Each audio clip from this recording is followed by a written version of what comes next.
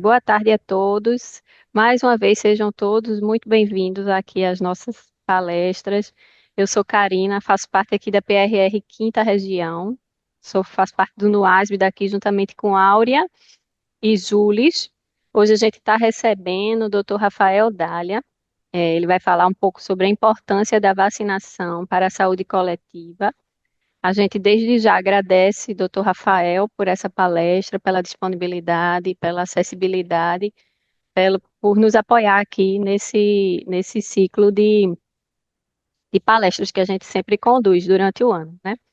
Então, eu acho que a maioria até já conhece mais ou menos como funciona, mas eu vou relembrar. A gente, durante a palestra, a gente vai compartilhar dois links. Um que é um link de presença, né, para aqueles inscritos que vão fazer jus ao AQ, né? Aí a gente pede que o pessoal que se inscreveu pelo Horus faça a assinatura da lista de presença a partir do formulário que a gente vai compartilhar. E também a gente vai compartilhar um formulário de avaliação de reação, que seria a opinião de vocês e sugestões, enfim, que aí também a gente compartilha durante o decorrer da aula, da palestra, certo?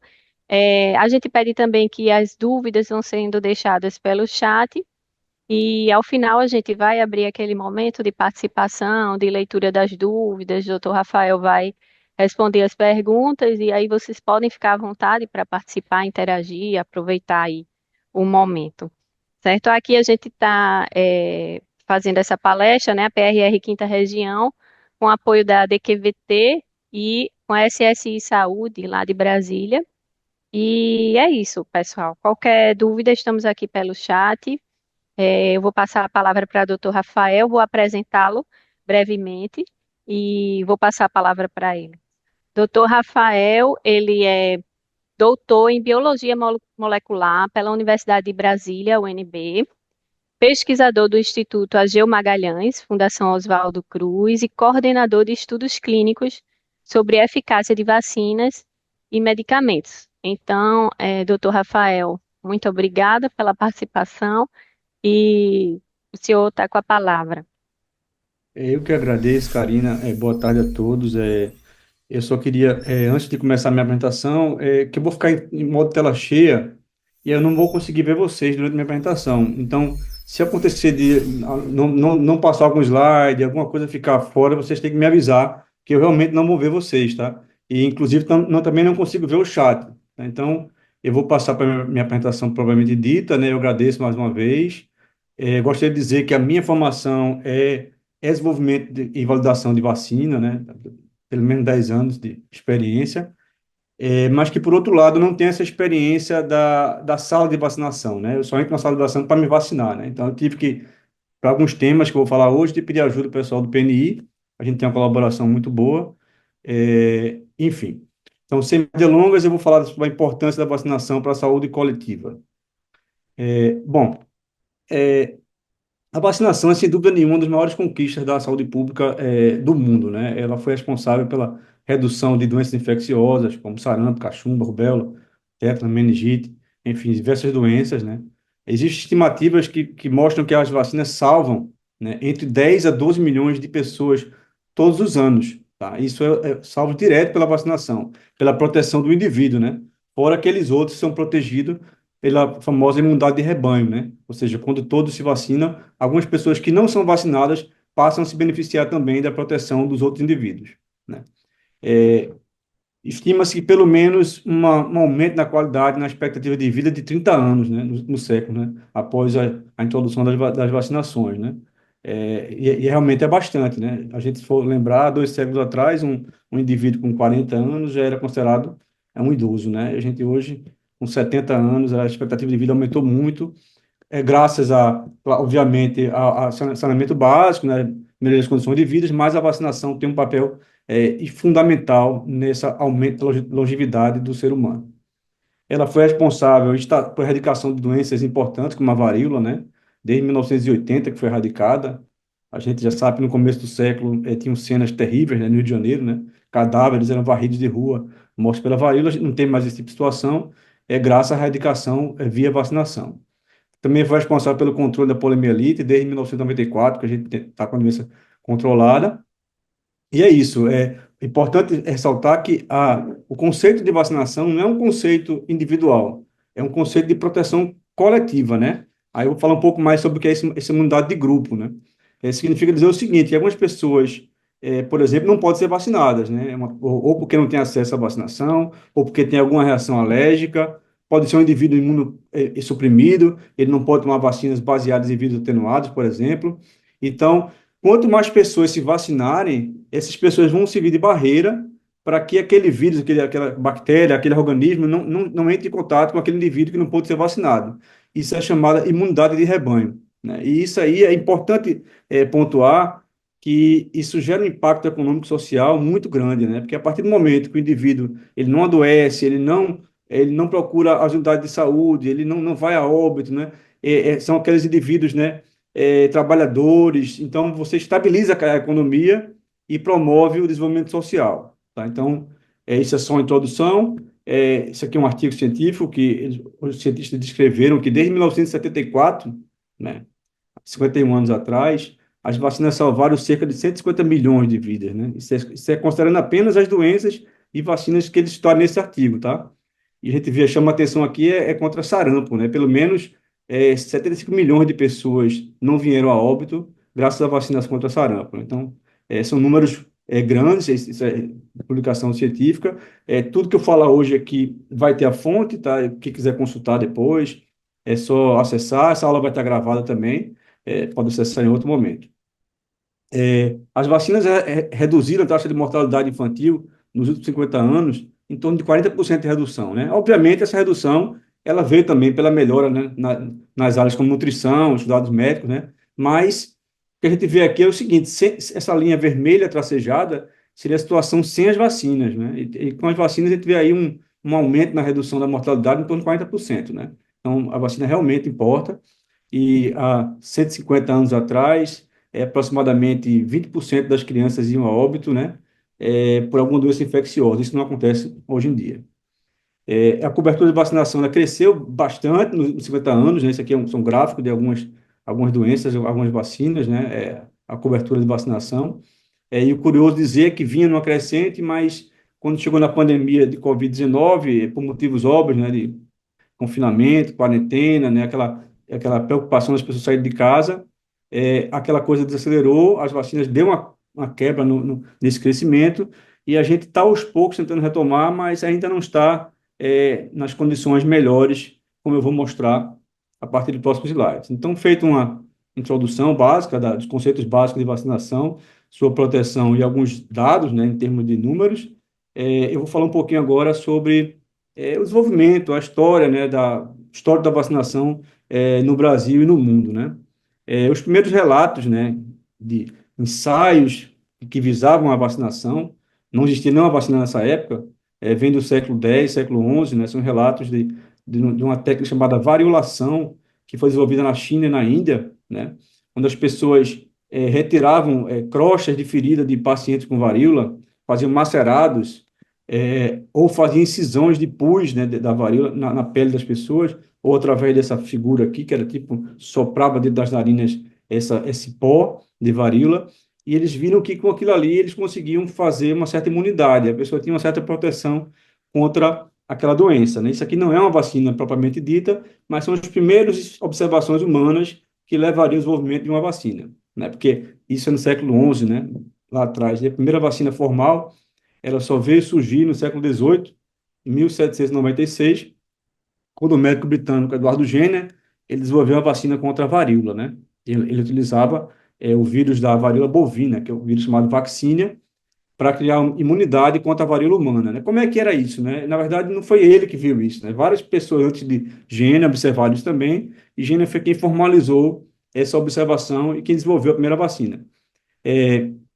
Se observava na época que essas vacas, né, elas tinham algumas lesões nas tetas, né, e os cuidadores desses animais, por algum motivo, eles desenvolviam uma forma leve de varíola, que era a varíola bovina, né, que era mais leve que a humana, mas essas pessoas não pegavam, não contraíam a varíola, né, não morriam de varíola. Então, foi o que ele fez. Ele retirou um pouco de pus de uma ferida de uma cuidadora, a Sarah Neumes, que ela adquiriu a varíola bovina, e injetou numa criança chamada Jamie Phipps, uma criança de 7 anos de idade, e essa criança adoeceu, teve a forma branda da varíola, que era a varíola bovina, né? E depois que ela se recuperou, ele retirou um pouco de pus de uma ferida de uma paciente terminal de varíola humana e injetou nessa criança.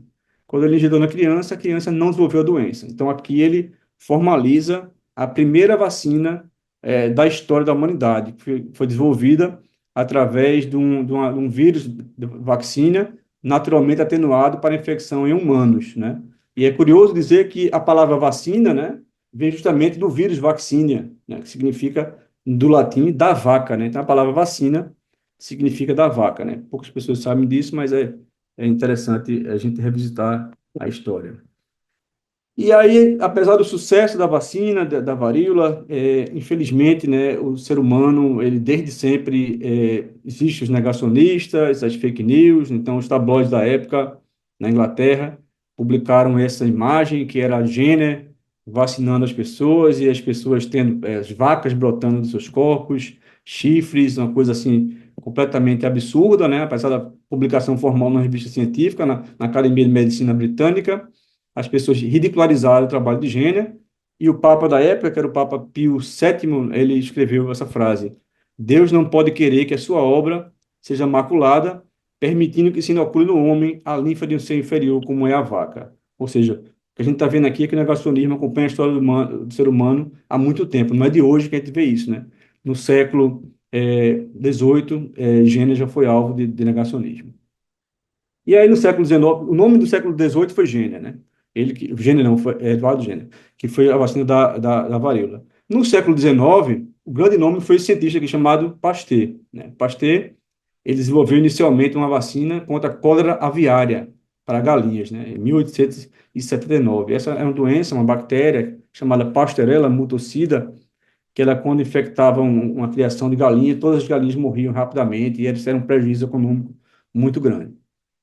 O que ele fez, ele que fez uma cultura de célula numa placa de Petri, ele cultivou essa bactéria, esperou essa cultura envelhecer, ficar sem nutrientes, essa bactéria ficou deficiente, e ele inoculou essa bactéria envelhecida num indivíduo saudável, né, que está aqui em azul, né, estou colocando aquele aqui vermelhinho, quer dizer que ele foi imunizado com essa cultura envelhecida, e o que ele observou foi que essa galinha não foi a óbito, porque a bactéria já estava envelhecida.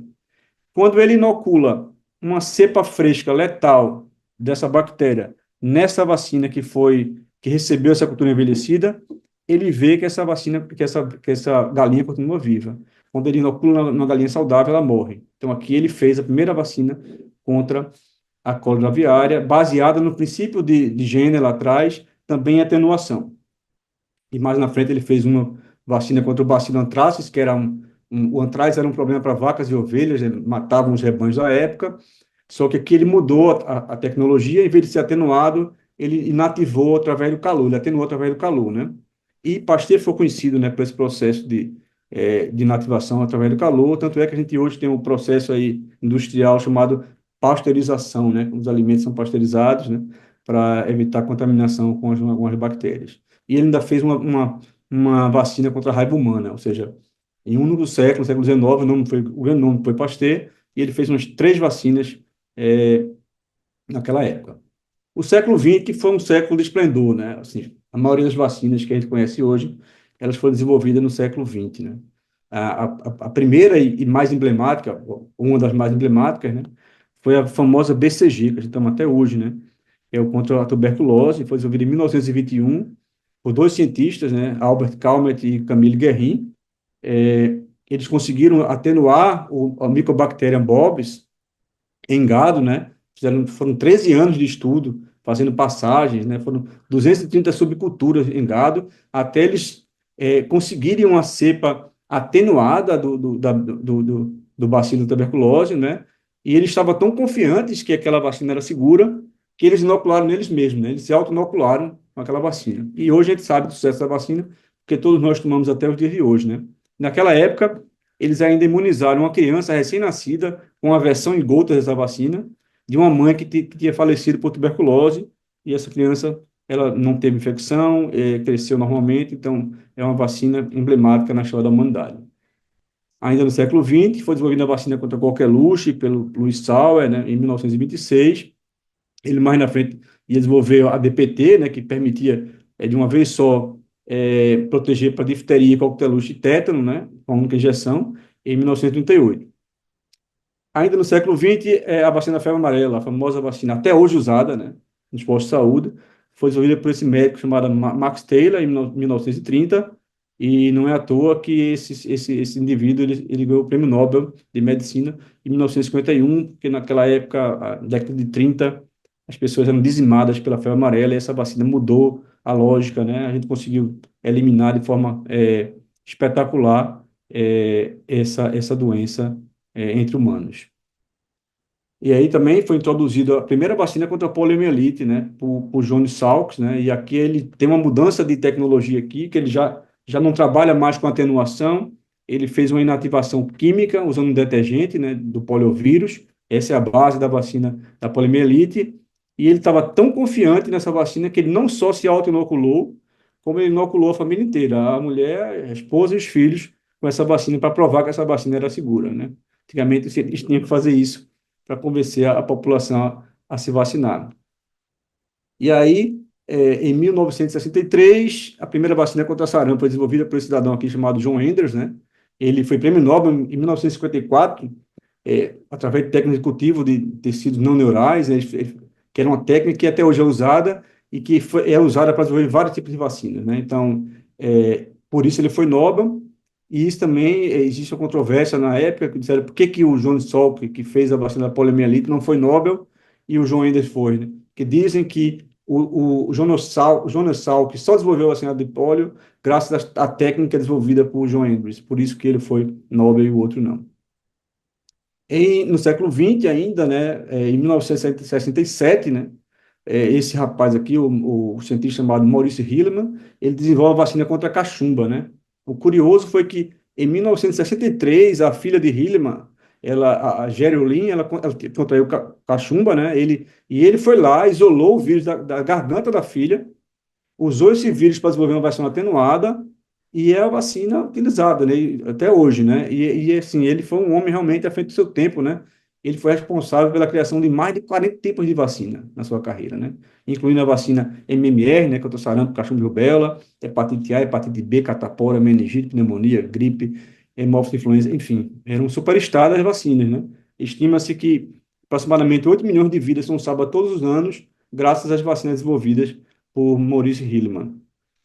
Em 1981 foi aprovada a primeira vacina contra a hepatite B, que inicialmente era derivada de plasma e hoje já é recombinante, já é mais moderna, em 1986. E hepatite A em 1992, ou seja, um século, teve mais vacinas que isso, esses são só os principais marcos, né? E apesar de ser um século pujante, muita vacina sendo desenvolvida, a ciência, assim, dando resposta. Manchester City.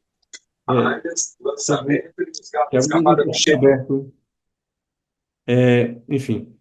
E aí teve a revolta da vacina em 1904, né, onde as pessoas estavam descontentes com a obrigatoriedade da vacina, que quem capitaneava isso era Oswaldo Cruz, e teve toda uma corrente aí negacionista, né, contra a vacina. Tem essa que são algumas charges da época, né, o Napoleão de seringa e lanceta, Oswaldo Cruz, o espeto obrigatório, as pessoas sendo transpassadas por um espeto, né, mostrando a vacina como uma coisa negativa, né. Tem esse aqui, a Conferência Sinistra, né, que criticou todo o trabalho do Oswaldo Cruz contra a peste bubônica, febre amarela e varíola.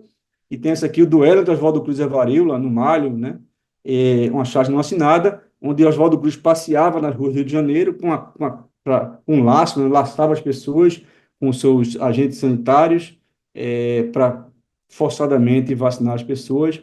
E pessoas parecidas na época, como o próprio escritor famoso, Rui Barbosa, né, ele chegou a escrever essa frase aqui: a lei da vacina obrigatória é uma lei morta.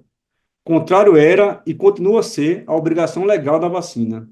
Assim como o direito veda ao poder humano invadir-nos a consciência, assim lhe veda transpor-nos a epiderme. Ou seja, frase bonita, eloquente, mas negacionista, né? Ainda bem que ele se arrependeu dessa frase, ele se arrependeu, ele depois que que a vacina deixou de ser utilizada em algum momento e teve um surto grave de varíola, as pessoas voltaram a tomar a vacina da varíola, ele se arrependeu e ainda em vida ele reconheceu o poder da vacinação na proteção das pessoas, né? E aí, chegamos no século XXI, várias vacinas foram feitas. Em 2006, a vacina HPV foi aprovada. Em 2015, mais recentemente, a Dengvax, a vacina contra a dengue. Infelizmente, essa vacina ela não foi bem aceita. Ela tinha alguns problemas, né, porque se verificou, depois de lançada no mercado, que as pessoas que nunca tiveram dengue na vida, quando tomavam essa vacina, tinham um risco maior de desenvolver a febre hemorrágica da dengue, né? Então, não funcionou essa vacina. Ela ficou só na parte pública, com algumas restrições, com a parte privada, com algumas restrições, não foi para frente. E aí chega na pandemia de Covid-19, né? E várias tecnologias foram lançadas à frente, né? A gente viu aí todo mundo, várias vacinas surgindo, né? Como vacina de RNA da Pfizer, da Moderna, AstraZeneca, baseada em vetor viral, vacinas novas, né? Tecnologias novas que não tinham sido lançadas de mão até o momento, diante daquela emergência sanitária, essas vacinas foram aceleradas, né, e a gente teve aquela resposta que a gente vê até hoje, né, e graças a essas vacinas aí, as pessoas pararam de morrer, né. Tem pessoas que negam, mas é claro, né, os números são muito claros, né, que pós-vacinação tem uma redução drástica do número de mortes, e as pessoas que ainda morrem de Covid hoje são pessoas, a maioria delas, né, que ou não tem o esquema vacinal completo, ou sequer tomou uma dose de vacina de Covid, né. E aí, em 2023, uma vacina da dengue melhor do que a dengue vaxa, surgiu a Qdenga, da Takeda, ela está no PNI, né? E, infelizmente, existe um número limitado de doses, ela está só sendo usada para crianças e adolescentes, né? Por essa falta de produção, né? A Fiocruz está tentando ver se acelera essa produção, e nesse meio tempo, em 2025, foi aprovada a primeira vacina contra a chikungunya, foi aprovada pela Anvisa e pelo FDA, essa aí chique, e uma terceira vacina de dengue, a vacina do Butantan, né, ela está em fase final de aprovação pela Anvisa, né? E eu fico feliz de dizer para vocês que essas duas vacinas, tanto a da chikungunya como a da dengue do Butantan, é, foram validadas através de estudos multicêntricos no Brasil inteiro. Pernambuco foi um dos centros, né? E eu tive a oportunidade de ser o coordenador desses dois estudos aqui em Pernambuco, né? Então, eu fico muito satisfeito, porque o trabalho da gente está sendo reconhecido e que a gente espera que daqui a um ano essas duas vacinas, começo de 2026, no máximo meados de 2026, estejam no SUS e disponível para toda a população. E aí vem o negacionismo, né, na figura do nosso ex-presidente, né, que ele falou essa frase assim: lá no contrato da Pfizer está bem claro para nós, que no caso a Pfizer, né, não nos responsabilizamos por qualquer efeito colateral. Se você virar um jacaré, é problema seu. Se você virar super-homem, se nascer barba de alguma mulher, ou algum homem começar a falar fino, eles fazem, não tem nada a ver com isso. E o que é pior, mexer no sistema imunológico das pessoas. Veja, isso de virar jacaré, de falar fino, de homem, isso é piada, né? Agora, o negacionismo nessa frase está no final. E o que é pior, mexer no sistema imunológico das pessoas. É justamente isso que a vacina faz. Ela mexe no sistema imunológico das pessoas, ela ensina as pessoas a se defenderem de micro-organismos, né? Que ele nunca teve contato, né? Ela ensina, olha, ela fala, ela previne contra uma infecção, ela fala, olha, eu estou te ensinando a reconhecer esse micro-organismo.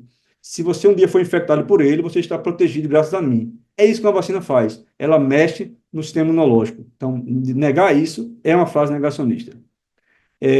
Então, falar um pouquinho do Brasil, não vou detalhar muito, falar rapidamente, com a história de vacinação, falei do mundo todo, falar um pouquinho do Brasil, né? Em 1804 foi a primeira vacinação contra a varíola aqui no Brasil, ela aconteceu em Salvador, na Bahia, né? Por esse médico aqui à esquerda, Joaquim Gonçalves Ledo.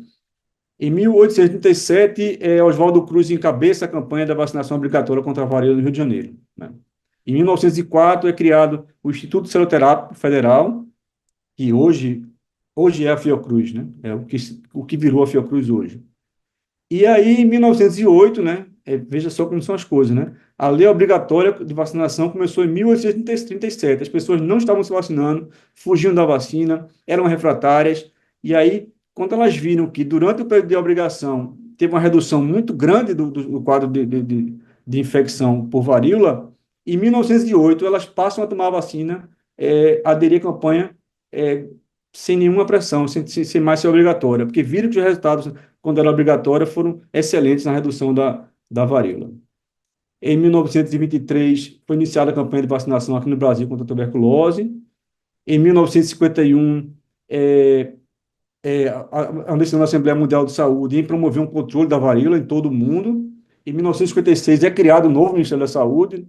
Em 62, é instituída a campanha nacional contra a varíola, né? Em diversos estados. Em 71, foi o Plano Nacional de Controle da Poliomielite, foi um importante marco, né, no Brasil. E aí chega a 73, que já está em azul aqui, né? É uma grande virada de chave, né, do Brasil, foi a criação do Programa Nacional de Imunização, né, o PNI, né? Grande PNI, que é o maior programa de vacinação pública do mundo, né? O mundo todo inveja o Brasil em relação ao PNI. Ninguém tem um programa igual ao PNI, nenhum país do mundo, né? Em 1975, o PNI ele inicia a implementação das doses de vacina, favorece a disponibilização de informação padronizada. Em 77, ele introduz a vacina contra o sarampo no PNI. Em 80, é introduzida a poliomielite. Em 82, a Fiocruz lança a primeira vacina nacional contra o sarampo. Em 84, realizado campanhas de multivacinação com as vacinas DPT e sarampo nas 24 unidades federadas, em 24 unidades federadas. Em 85, é feita uma grande campanha nacional de vacinação infantil contra a poliomielite. E aí, em 86, surge esse personagem emblemático, que a gente conhece até hoje, né? Que é o Zé Gotinha, que foi muito importante na época para a erradicação da poliomielite. Era um personagem que mudou, foi uma virada de chave também no PNI. E é importante pontuar também que, em 86, foi realizada uma conferência, a 8ª Conferência Nacional de Saúde, com marco para as bases da criação do SUS, que surge 2 anos depois, em 1988, surgiu o SUS. Em 92, é implementado o Plano Nacional de Eliminação do Sarampo, para crianças a menor de 15 anos, e é incluído no PNI a vacina de hepatite B. Em 93, é introduzida a vacina de rubéola no PNI, na verdade, a tríplice viral, sarampo, cachumba e rubéola, e é incluído em 2001 a vacina contra a meningite C. Em 2010, em 2004, cria-se um calendário nacional de vacinação, que até então não tinha. Em 2010, esse calendário é expandido para indígenas. Em 2011, a vacinação para influenza, população indígena, gestante, é colocada no PNI. Em 2013, a vacina da hepatite A. 2014, HPV, papilomavírus. Tem algum microfone aberto. Inicialmente, em 2014, HPV era apenas para meninas, né? Tinha uma falsa percepção que só causava câncer de útero, né? Mas, na verdade, é importante para meninos também, tem câncer de pênis e de ânus, então é introduzido em 2017 para meninos, e em 2018 ela é ampliada para meninos de 11 a 15 anos. Em 2021, todos sabemos, né, a campanha de Covid-19 foi no Brasil, e em 2022 começou aquela vacinação de reforço diante daquela quantidade de variantes, as doses de reforço em grupos específicos. Em 2023, eu não vou nem detalhar agora, a gente vai falar um pouquinho mais na frente, teve uma mudança na lógica de vacinação, né, para reverter os dados, aquela baixa das campanhas de vacinação na época da pandemia. Em 2024, é introduzida a vacina da dengue, da taqueda, a vacina HPV, dose única, passa a ser dose única, eram 2 doses para indivíduo saudável e 3 doses para imunossuprimido, passa a ser dose única, e tem uma alteração no esquema da poliomielite, né? Foi a última vez que foi usada a vacina em gotinhas, né? A vacina injetável é mais eficaz, então a vacina em gotas deixa de fazer parte do PNI. A partir de agora, a única vacina que a gente tem para poliomielite é injetável no PNI. Bom, então, ver essa história, vamos falar um pouquinho de vacina em si, né? O que é a vacina, né? E como é que ela atua no nosso organismo, né? Então, basicamente, coloquei aqui uma escama de microscópio. Uma vacina é o quê? É um antígeno, que é uma proteína, uma substância, que ela tem a capacidade de ensinar o nosso sistema imunológico a se defender de uma determinada doença, né? Você tem um adjuvante dentro, geralmente um óleo, né? Ele emulsifica esse antígeno, e a finalidade desse adjuvante é fortalecer a resposta imunológica. Ele libera lentamente essa informação para o organismo, e isso a resposta imunológica aumenta. Tem conservantes, infectantes, estabilizadores, resíduos, enfim. Essa é a composição básica de uma vacina. E como é que ela atua no nosso organismo? Vamos lá.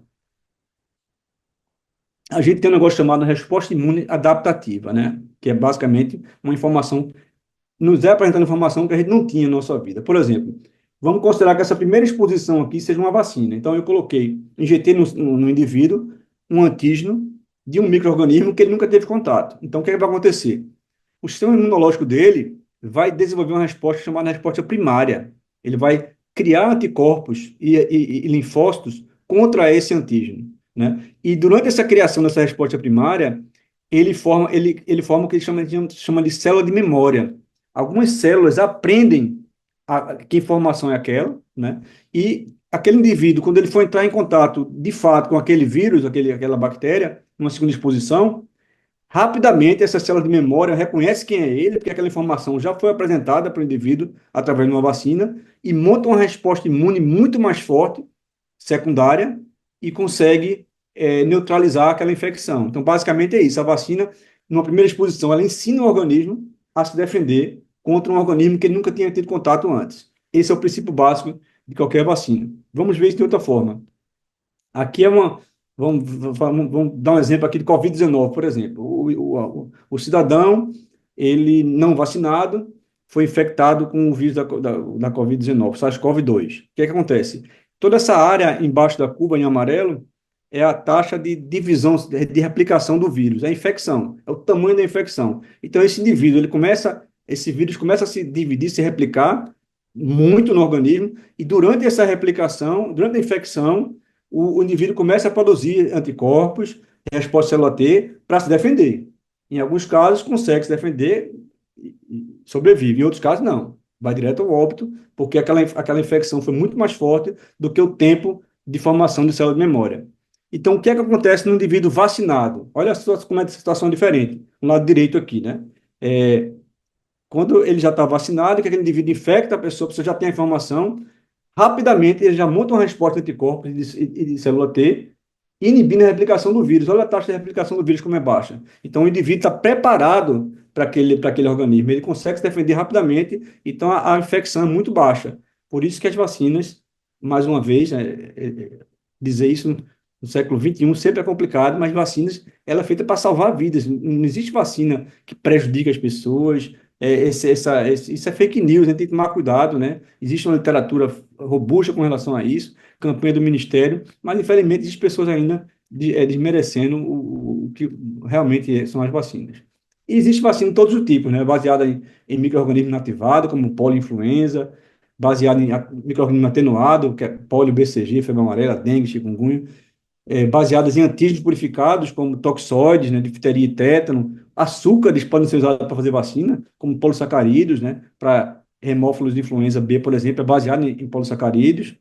Também pode ser baseado em proteínas ou subunidades, né, como a da hepatite B. E a da HPV, por exemplo, é baseado numa partícula viral não replicativa, chamada VLP. E depois da pandemia de Covid, veio uma nova tecnologia, né, que são as vacinas de DNA e de RNA, que surgiu inicialmente para a Covid-19, mas a gente acredita que isso aí vai fluir para outras doenças, inclusive para doenças que a gente não conseguiu ter vacina até hoje, como para HIV. Essas tecnologias, uma hora vão ser lançadas para tentar reverter esse quadro. E aí, sim, são milhares de doenças, e esse aqui é o quadro, mais ou menos, das vacinas que a gente tem hoje em dia, né? Temos vacinas para essas doenças, né? As que estão em verde aí são as vacinas que estão disponíveis no PNI, né? Em preto são as vacinas só no privado. Aqui eu coloquei da herpes zoster em azul, porque existe uma negociação, né? Para colocar essa vacina da herpes zoster, que hoje é privada e bastante cara, mas o PNI está negociando para receber essa vacina. Da dengue também tem um asterisco aqui, porque a vacina deve entrar ano que vem, a vacina do Butantan, que vai ser um grande reforço, né? Eles estão com a capacidade de produção aí de cerca de 100 milhões de doses por ano, então vai ser uma. Tá Mas muito caro ainda. tá aberto o microfone. Ah, meu É, e tem uma vacina de chikungunya também, que está para entrar no PNI no ano que vem, que é uma vacina de uma empresa austríaca, né? A Valneva, e o Butantan licenciou seu uso no Brasil, e a Anvisa deve liberar no próximo ano. E também tem uma negociação para essa do vírus social respiratório. Bom, então, dito isso, vou falar um pouquinho aqui pelo tempo, aqui, deixa eu dar uma olhada, tá ok ainda. Vou falar um pouquinho sobre cobertura vacinal, né? Durante várias décadas, o Brasil ele sempre manteve uma cobertura vacinal alta, né? Graças ao PNI, né? Acima de 90%, né? Para sarampo, cachumba e rubéola. E isso contribuiu para o controle e até mesmo a eliminação de algumas doenças que foram erradicadas, né? Graças a essa vacinação em massa, né? Então, esse programa foi criado, como a gente viu agora, ele foi criado em 1973, é um dos maiores e mais bem-sucedidos do mundo, de acesso gratuito a diversas vacinas. A gente tem aproximadamente 36 mil salas de vacinações no Brasil, né? Uma capilaridade incrível, né? As vacinas são rapidamente absorvidas e isso, há anos, né? A gente já tem isso no nosso DNA.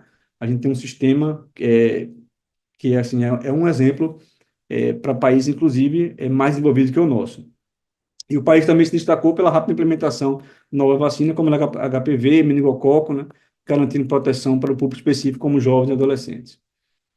Onde é que está o problema? O problema está mais ou menos aqui. Isso aqui, apesar de ser uma representação de quatro vacinas, né? A penta, a pneumocócica, a poliomielite e a gripe viral, né? Mas isso é mais ou menos o comportamento de todas elas. O que a gente vê é que essa cobertura vacinal, ela vem reduzindo ao longo dos anos e na pandemia ela teve uma redução mais considerável, né? Por aqueles fatores que a gente já falou, né? Pela quarentena, aquela dificuldade de sair de casa, dificuldade com investimento, aquela crise econômica e social, teve uma queda em todos os índices de vacinação no Brasil, né? Isso está melhorando, a gente vai falar um pouquinho que a recuperação em 2023 e 2024, mas ainda está abaixo do que poderia estar.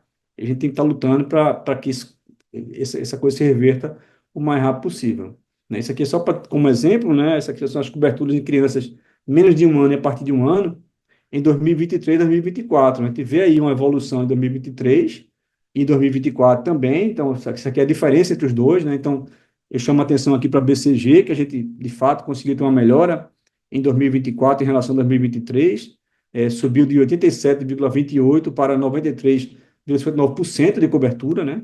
É positivo, mas por outro lado, né, a gente tem aí algumas vacinas que caíram, né? Como febre amarela, meningo C e a da varicela, da catapora, né? Então a gente precisa tomar cuidado, a gente está conseguindo melhorar algumas coberturas, mas outras estão em defasagem ainda. Quem quiser ter acesso a esses dados mais precisos, tem aqui embaixo o link, tá? Do Ministério da Saúde. Então, tudo que eu estou falando aqui, todos os gráficos que eu estou mostrando, tem um linkzinho embaixo. Então, quem quiser acessar depois e ver mais detalhes, vai ficar gravado nessa aula. Em 2024, a cobertura vacinal da HPV foi interessante em meninas, principalmente a partir de 13 anos, conseguiu alcançar 95%, né? Mas a gente vê aqui que, no geral, em meninas é de 82,58%, precisa melhorar, e em meninos no sexo masculino precisa melhorar mesmo, né? Está bem abaixo do que deveria ser. Então, para reverter essa queda de cobertura vacinal, o governo, né, ele vem fazendo diversas campanhas, manuais de planejamento, né? Aqui em 2023, alguns exemplos, né? Manual de microplanejamento para as atividades de vacinação de alta qualidade, né? Onde visa sistematizar e organizar esse processo de vacinação no Brasil. Tem uma estratégia de multivacinação no Acre e na Amazonas, né? Foi diante de um caso de poliovírus na fronteira com o Peru. Esse manual foi lançado para evitar a disseminação do poliovírus. Estratégia de multivacinação para atualização da carteira vacinal em criança e adolescente, né, a partir de 0 a 14 anos, e tem a vacinação nas fronteiras do Mercosul. São vários manuais que estão dedicados para melhorar, reverter essa queda vacinal. Em 2024, teve um movimento nacional pela vacinação, foi um movimento liderado pelo Ministério da Saúde, em parceria com estados e municípios, e a finalidade é fortalecer, aprimorar e coordenar a estratégia de vacinação no Brasil, né? Para tentar reverter essa baixa cobertura vacinal, a hesitação e a dificuldade de acesso também naquelas áreas de mata, áreas ribeirinhas, aldeias indígenas. Teve uma ação aí tentando reverter esses quadros, e, inclusive oferecendo a vacinação em horários alternados, ações com agentes comunitários e líderes comunitários e campanhas nessas áreas mais vulneráveis. Então, todas essas campanhas aí é para tentar reverter essa vacinação. Aqui são outros exemplos, né, de manuais, né, da Covid-19, um manual para manter a alta cobertura nesse grupo prioritário, uma estratégia complementar para a prevenção da dengue, estratégia para vacinação na escola. Então, tem muitas iniciativas agora em 2024 de vacinação dentro da escola, no âmbito da escola, que é o melhor lugar para encontrar as crianças, né? É, o objetivo é atingir a meta de cobertura, evitar o retorno de doença, né? Como essa vacina oral da polio, foi a última vez que foi usada a da polio, foi esse ano, em 2024. E tem um monitoramento das estratégias de vacinação contra a poliomielite e sarampo no Brasil, publicado, né? Então, assim, estimativa de número de casas visitadas em 2024 foi de 1.603.043 casas, né? Visitadas, né? Pela essa campanha itinerante para tentar reverter essas.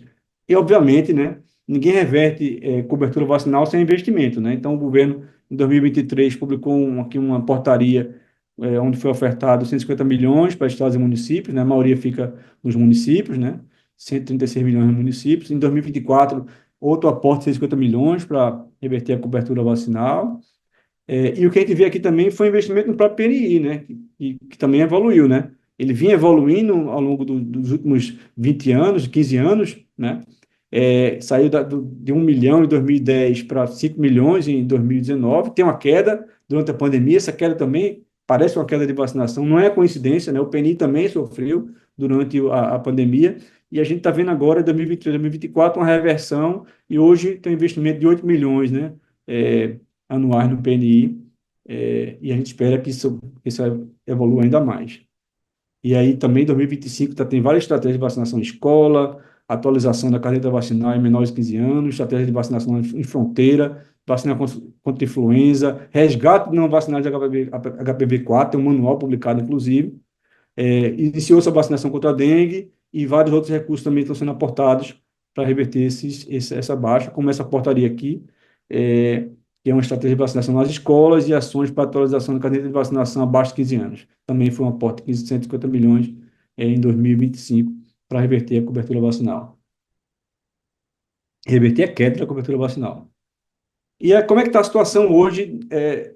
Eu não posso falar tudo, que não tenho tempo para isso, mas ao nascer, a gente tem. Isso aqui são dados de março, né? Isso é atualizado sempre no site do Ministério. O mais atual que eu consegui é isso, é março, né? Infelizmente, a gente só consegue ter informações retroativas, que os bancos vão sendo alimentados. Em breve, a gente vai ter aí a cobertura de abril, enfim. Isso é o mais atual do Ministério. A gente está aí ao nascer com uma taxa de 85% para BCG e 83% é abaixo de 90%, né? Não é desejado. Para menores de 1 ano de idade, houve uma melhora gradual, acima de 90%, a maioria dos índices, né? O ideal seria 95%, mas está próximo do ideal. E o que chama atenção aqui são crianças menores de 1 ano de idade, né? Que para a Covid-19, apenas 1,69% das crianças foram vacinadas, né? Isso é uma coisa que, infelizmente, é aquele medo irracional, eu diria, né? De vacinação, porque quem tem medo de vacinar a criança para a Covid deveria ter medo que essa criança pegasse Covid, né? Porque o vírus é muito pior do que a vacina, né? Quando você vacina, você ensina o organismo a se defender daquele vírus. Quando você não vacina, ela vai se defender, vai aprender a lidar com aquele vírus naquele momento e nem sempre vai ser bem sucedida, como eu falei naquele slide anterior, da replicação viral, né? Pode ser que a replicação seja mais forte do que a velocidade de resposta do sistema imunológico, e aí a gente vai ter um problema aí nessa criança, pode ter uma forma grave da doença e até evoluir para óbito, né? Então, uma coisa que é um ponto de atenção aqui é a baixa vacinação do Covid-19 em menor de 1 ano de idade no Brasil. Aqui também temos de 1 ano de idade em diante, adultos também teve uma melhora, mas ainda falta um pouquinho para chegar naquele ideal, que é 95%, e aqui chama atenção em 1 ano de idade, a partir de 1 ano de idade, é a questão da catapora, da varicela, né? Apenas 68,71% foram vacinados. É uma vacina disponível, pública, está lá no SUS, cara, não vai, é só chegar e vacinar, mas as pessoas não estão procurando. Então, eu chamo a atenção aqui que isso é importante. Não é uma doença, não é, pega catapora, recupera bem. Não, não é. É uma doença que pode causar, inclusive, complicações que podem levar ao óbito. Com relação à Covid-19, a gente tem uma cobertura vacinal aí relativamente boa, com aquela vacina monovalente, né? 86% da população tomou as 2 doses, que é considerado hoje o esquema primário, né? São de 2 doses. Mas o que chama atenção aqui é que se a nossa população é em torno de 200 milhões e 174 milhões tem um esquema de 2 doses, significa dizer que a gente tem aí 26 milhões de brasileiros ainda sem nenhuma dose de vacina de Covid, né? Então, quando a gente vê essas internações aí e esse agravamento, né? Os números mostram que a maioria das pessoas são essas pessoas que eu tenho apenas uma dose e eu não tenho dose nenhuma de Covid-19. Com relação à cobertura bivalente, é menor ainda, só 21% da população se vacinou contra a Covid-19, com a forma, com a vacina bivalente. Então, quais são os desafios que a gente tem hoje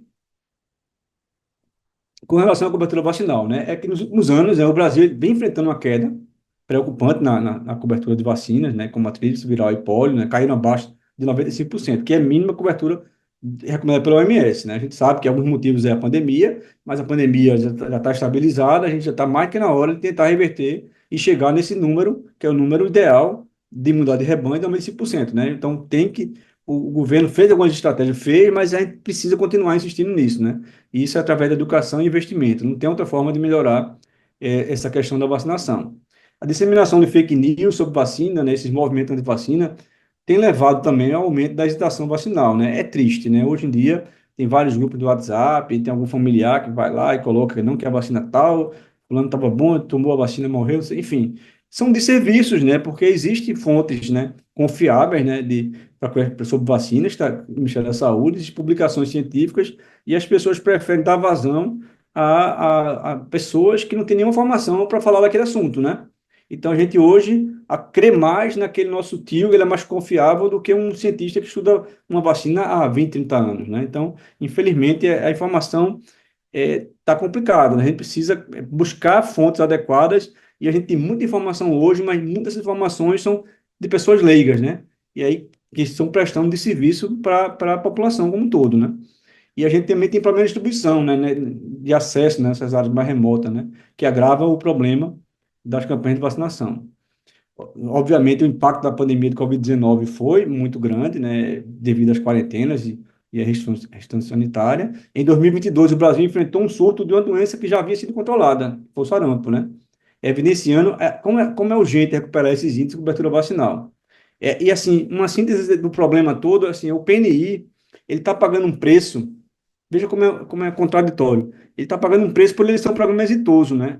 Vacina é tão eficaz, funciona tão bem, que a partir do momento que você previne doenças com vacina, essa doença, existe uma percepção, uma falsa percepção na população, que essa doença não existe mais, tá? Ou seja, se não existe mais, para que eu vou me vacinar, né? Mas é justamente aí que mora o perigo, né? Se eu paro de me vacinar, as coberturas vacinais vão caindo gradualmente, então essa doença que não existia, ela volta a existir. Então a gente tem que, ao contrário, né? Não pode relaxar. Quanto mais a gente está se afastando da cobertura da 95%, mais tem que investir em vacinação para evitar que essas vacinas, que essas doenças voltem a ser um problema de saúde para a nossa população, né? Então, quais são as ações necessárias? Algumas estão sendo feitas, mas precisam ser melhoradas, né? É necessário ampliar os pontos de vacinação, capacitar mais profissionais, reforçar ainda mais as campanhas de vacinação, né, para a população, né, esclarecendo suas dúvidas e receios, né, tem que evitar essas fake news, né, você combate a informação ruim com a informação boa, né, não é falando dela. Quando você fala de uma informação ruim, os algoritmos replicam aquilo ali, então você está falando mal de uma coisa e aquilo está se replicando mais ainda. É melhor você não comentar uma fake news, é melhor você combater uma fake news com uma informação adequada, né? Então, basicamente, educação é fundamental, né, nesse processo. É preciso incentivar a vacinação de crianças, adolescentes e idosos, né, através também da parceria com as escolas e comunidades locais, buscar, né, aquelas pessoas que não estão indo se vacinar, né, aí é o papel fundamental dos agentes comunitários de saúde, né, precisa ir de casa em casa, perguntar por que não vacinou. As pessoas às vezes não vacinam por medo, né, falta uma pessoa chegar lá e para convencer ele, olha, não é bem assim que funciona, enfim. Eu acho que esse tipo de fala que a gente está tendo aqui agora é também uma oportunidade disso, né, de falar um pouco, né, de como formador de opinião, né, que, pelo amor de Deus, vamos vacinar, gente. A gente sempre vacinou. E por que que agora a vacina agora passou a ser uma coisa ruim, né? Enfim.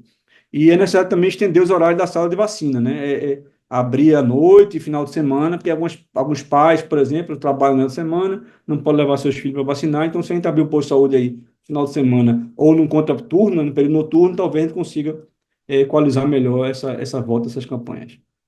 Então, dito isso, isso aqui é basicamente o calendário, né, nacional de vacinação, né, por ciclo de vida, né? Então, assim, é calendário de gestante, de crianças, jovens, é, adultos e idosos, né? Então, as gestantes elas precisam tomar a vacina de hepatite B, DTPA, DT, influenza e Covid-19, né? É o que é preconizado para ela. As crianças de 0 a 9 anos, 11 meses, 29 dias, ou seja, abaixo de 10 anos, né? Elas têm que tomar essas vacinas, a BCG, hepatite B, a penta, a injetável da polio, rotavírus, pneumocócica, meningocócica C, influenza, Covid-19, febre amarela, gripe viral, a tetaviral, que inclui aí a varicela na formulação, hepatite A, DTP, DT, varicela, pneumocócica e a HPV-4.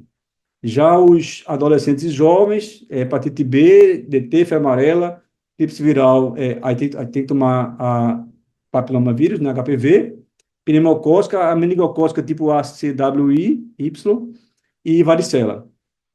Os adultos são bem menos vacinas, você vê que as vacinas se concentram mais em crianças abaixo de 10 anos, né? Os adultos em hepatite B, difteria e tétano, febre amarela, tríplice viral, pneumocócica e varicela. E aí tem o calendário do idoso, né? A partir de 60 anos de idade, que é hepatite B, difteria e tétano, febre amarela, eu coloquei até um asterisco aqui, vou comentar depois, Covid-19, influenza, pneumocócica 23 e varicela. Febre amarela, porque se esses idosos não tiverem história de vacinação anterior, eles residem naquelas áreas, né? Ou vão se deslocar para uma área que tem a transmissão ativa da doença, da febre amarela na mata, né? Pelo menos 10 dias antes, eles têm que se vacinar mediante a avaliação de seu médico, tá? O que é que mudou, né? O que é que mudou de lá para cá, em 2025, nesse ano, né? Nesse ano, a gente tem Covid-19 e influenza como rotina, né? Na vacinação de criança, gestantes e idosos, né? No PNI. E foi ampliado também essa estratégia de vacinação para Covid-19 para aqueles trabalhadores do Correio, porque tem contato com todo tipo de gente, e os cuidadores de idosos também foram incluídos para serem vacinados para Covid-19 e influenza. E febre amarela, os idosos a partir de 60 anos que residem próximo de áreas de risco, é recomendável tomar essa vacinação também. Bom, eu tinha selecionado aqui algumas perguntas frequentes, isso aqui está no site do Ministério, né? Vou falar rapidamente aqui, eu acho que eu estou com uma hora, quase uma hora de fala, então vou finalizar, que serve até de revisão. Essas perguntas estão no site do Ministério, perguntas e respostas, e eu vou comentar algumas delas aqui, né? Aqui ele coloca aí qual a importância das vacinas. Então, a gente viu durante essa apresentação, né, que as vacinas previnem doença, né, a incapacidade e a morte por doenças evitáveis através da vacinação, tais como câncer de colo de útero, poliomielite, sarampo, rubéola, difteria, tétano, enfim, várias doenças. E como é que ela faz isso? Ela estimula o sistema imunitário, o sistema imunológico do organismo, a se proteger contra infecções e doenças, né? Então, e quanto mais indivíduos vão ser vacinados, menos pessoas ficam vulneráveis. É a famosa imunidade de rebanho. Então, por isso que eu faço um apelo aqui para quem hesita de se vacinar por qualquer que seja o motivo. Risco existe para tudo na vida. Se atravessar uma rua, tem um risco, né? Você tomar uma vacina e ter uma dor de cabeça, uma febre, é normal. Mas um risco muito maior é você se infectar com um agente, um micro-organismo, né? Um vírus, uma bactéria, sem estar vacinado. Então, eu diria a você que o risco maior é não se vacinar, para quem tem ainda medo de se vacinar. As vacinas são seguras? Sim, são muito seguras, né? Todas as vacinas que a gente está falando aqui passam por rigorosos testes clínicos de segurança e qualidade, né? Estudos clínicos, né? E são, assim, estudos de fase 1, fase 2, fase 3, fase 4, né? Todas essas vacinas aí, são milhares de pessoas são vacinadas, acompanhadas durante um tempo, antes de elas serem liberadas para o PNI. Então, absurdamente, muito superior à segurança de uma vacina em relação a qualquer medicamento que você for ver numa farmácia, tá? A vacina realmente ela é bastante segura. Obviamente, tem algumas reações, né, pequenas, como dor, vermelhidão, febre, isso é comum, né? Mas ela evita que você adoeça gravemente com a enfermidade de qualquer doença, né? Aqui tem um exemplo, né? A doença poliomielite, por exemplo, pode causar paralisia, né? O sarampo pode causar encefalite e cegueira. Então, se você está vacinado, você vai evitar esse tipo de situação que pode, inclusive, culminar com a morte, né? Qual a importância de vacinar para o recém-nascido? Veja, o recém-nascido, em relação à hepatite B, a vacina precoce é fundamental, né? Principalmente nos locais em que a gestante possui pouco acesso ao pré-natal. Veja, se a mãe dessa criança ela estiver portadora da hepatite B, ou seja, ela tem o vírus ali, é fundamental que o bebê, assim que ele nasça, nas primeiras 12 horas de vida, se vacine. né? Que isso vai proteger ele para que ele não se contamine com a doença da mãe, né? Em relação ao BCG, a vacinação é uma atitude de proteção do recém-nascido contra as formas graves de tuberculose, ou seja, é fundamental a vacinação do recém-nascido, né? Algumas pessoas têm medo, né? É muito pequeno ainda, mas veja, por isso mesmo, né? Por ser pequeno, a criança tem que ser vacinada, até porque o sistema imunológico dela é muito frágil ainda, né? Os anticorpos que uma criança tem, vêm todos da mãe, né? Então, a partir do quarto ano de vida que ela começa a desenvolver os próprios anticorpos, né? Mas, enfim, é fundamental vacinar recém-nascido. Aí aqui a pergunta é quais vacinas são ofertadas no Brasil, né? Então, o PNI, ele oferta 31 tipos de vacina diferentes, tá? E aí vocês podem ver isso no calendário de vacinação, que tem nessa apresentação, e também tem no site do Ministério, que está aqui embaixo, ressaltado. O que é imunidade coletiva, imunidade de rebanho? É justamente aquilo que eu falei, a imunidade ocorre quando uma pessoa infectada transmite o vírus ou bactéria para menos de uma pessoa. Como é que é isso? Basicamente é o seguinte, quanto mais gente está vacinado, essas pessoas vacinadas servem de barreira para que aquele vírus ou bactéria, naquele micro-organismo, não passe para uma pessoa que não pôde ser vacinada. Por exemplo, uma pessoa imunossuprimida. Então, esse é o conceito de imunidade de rebanho, né? Quanto mais gente vacinada, mais seguro está todo mundo, né? É uma estratégia de população. O sucesso de uma vacina é o sucesso da proteção da população e não do indivíduo, tá? É mais importante que as pessoas como um todo estejam vacinadas do que o próprio do que um indivíduo só, tá? É uma estratégia de população. Aqui essa clássica. Vacinas causam autismo? Veja, não causam autismo. Isso aí existe um estudo que foi apresentado em 1998, inclusive foi publicado, né, que levantou preocupações sobre uma possível correlação entre vacina contra o sarampo, cachumba e rubéola com autismo. Esse artigo ele foi posteriormente desconsiderado, né, foi mostrado que era falho, o autor teve que retirar da revista, tá? Mas mesmo assim, mesmo ele sendo, vamos dizer assim, desmascarado, algumas pessoas negacionistas ainda usam esse artigo que foi despublicado como referência para incentivar as pessoas a não vacinarem por conta de uma coisa que não existe, né? Então, a gente tem que tomar muito cuidado com a fonte das informações que a gente está coletando e onde, né? É, as doenças evitáveis por vacina estão quase erradicadas em meu país. Posso não me vacinar? Bom, já falei isso, né? Não, de jeito nenhum. Tem que se vacinar. A gente não pode relaxar. Quanto mais de relaxar em relação à cobertura, mais aquelas doenças evitáveis podem retornar e voltar a ser um problema importante, como foi em 2022 no Brasil, com relação ao sarampo, né? A gente teve casos, a gente não tinha caso de sarampo desde antes disso, né? De repente, a cobertura de sarampo cai e em 2022 a gente vê aí, né? Desde 2005, por exemplo, na Europa Ocidental, ocorreu foco de sarampo em populações não vacinadas. Estou falando de Áustria, Bélgica, Dinamarca, França, Alemanha, Itália, Espanha, Suíça, Reino Unido, países desenvolvidos, né? Relaxaram com a cobertura e tiveram foco de sarampo. Então, a gente não pode relaxar. Não pode deixar de vacinar. Essa é outra pergunta clássica. As vacinas contêm mercúrio. Isso é perigoso para a saúde? Não, não existe evidência que sugira que o tiomersal, é uma substância, tenha risco de saúde, né? Porque o trimestral é um composto orgânico que contém mercúrio, de fato, né? Mas esse mercúrio, a finalidade dele é conservar a vacina, né? Evitar que essa vacina ela seja contaminada com fungo, bactéria. Ele é um agente antisséptico, né? Mas esse mercúrio, ele é assimilado pelo organismo e é excretado, ele não permanece no nosso organismo. Então, ele é utilizado e não tem nenhuma evidência de má saúde desse tipo de mercúrio que é usado, tá? Não é aquele mercúrio usado no garimpo, não, é outro tipo de mercúrio que não tem nada a ver com aquilo ali. Inclusive, é excretado pelo nosso organismo, diferente do outro. Se a pessoa tiver sintomas gripais, ela pode se vacinar? Em geral, não. É melhor evitar. Se ele tá gripado, espera se recuperar e vai lá e vacina. E a ideia disso é que você não confunda os seus efeitos, né, e atribua aquela doença que você está presente à vacinação em si. Então, é melhor não, é aguardar e vacinar no momento oportuno. Aqui outra pergunta também clássica. Não tenho o cartão do SUS, posso me vacinar? Pode. Todo mundo pode se vacinar, ou com carteira nacional do SUS, ou com o próprio CPF. Qualquer um documento com foto, você levar um documento com foto lá, você consegue vacinar, você recebe uma folhinha avulsa, e você também tem os aplicativos aí, o Conect SUS, né? Você pode, enfim. Não é pela falta do cartão do SUS que você vai deixar de se vacinar. Alguma contraindicação para vacinação do sarampo? Existe sim, mulheres que têm idade fértil ou que devem evitar a gravidez, né? A gente não sabe como é que vai funcionar essa vacina durante uma gravidez, então é para evitar. E pessoas imunossuprimidas também devem avaliar se são vacinadas pelo seu médico, né? É basicamente isso. Quem teve sarampo precisa se vacinar? A resposta é sim. Veja só como são as coisas. A pessoa teve sarampo, mas a vacina tríplice viral, ela inclui sarampo, cachumba e rubéola. Então, se você, e a tetraviral ainda inclui varicela. Se você não se vacina contra os anos, você está podendo ter sarampo, mas você ainda tem cachumba, rubéola e varicela. Ou seja, tem que se vacinar, tá?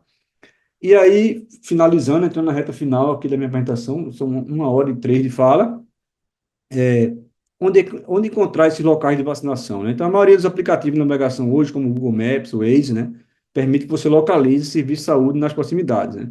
Basta você abrir o aplicativo, ativar sua localização e buscar UBS, posto de saúde, unidade de saúde, que ele vai lhe direcionar para aquele ambiente, né? O governo brasileiro também oferece alguns aplicativos específicos, como o Conecta SUS, né, que permite aquele usuário encontrar posto de saúde, verificar o histórico de vacinação, acessar informações relacionadas à saúde, né? Esses aplicativos estão disponíveis para download gratuito em lojas de aplicativo e são uma excelente ferramenta para quem precisa de informações de saúde rápida e precisa. Em situações onde a tecnologia não está a serviço, acessível, você não tem celular, está sem internet, você também pode simplesmente ligar para o C36, né? Que é o Serviço de Atendimento do SUS, e o atendente vai lhe fornecer informações sobre a UBS mais próxima e lhe orientar como chegar lá. Então, para finalizar minha apresentação e abrir para as perguntas, né?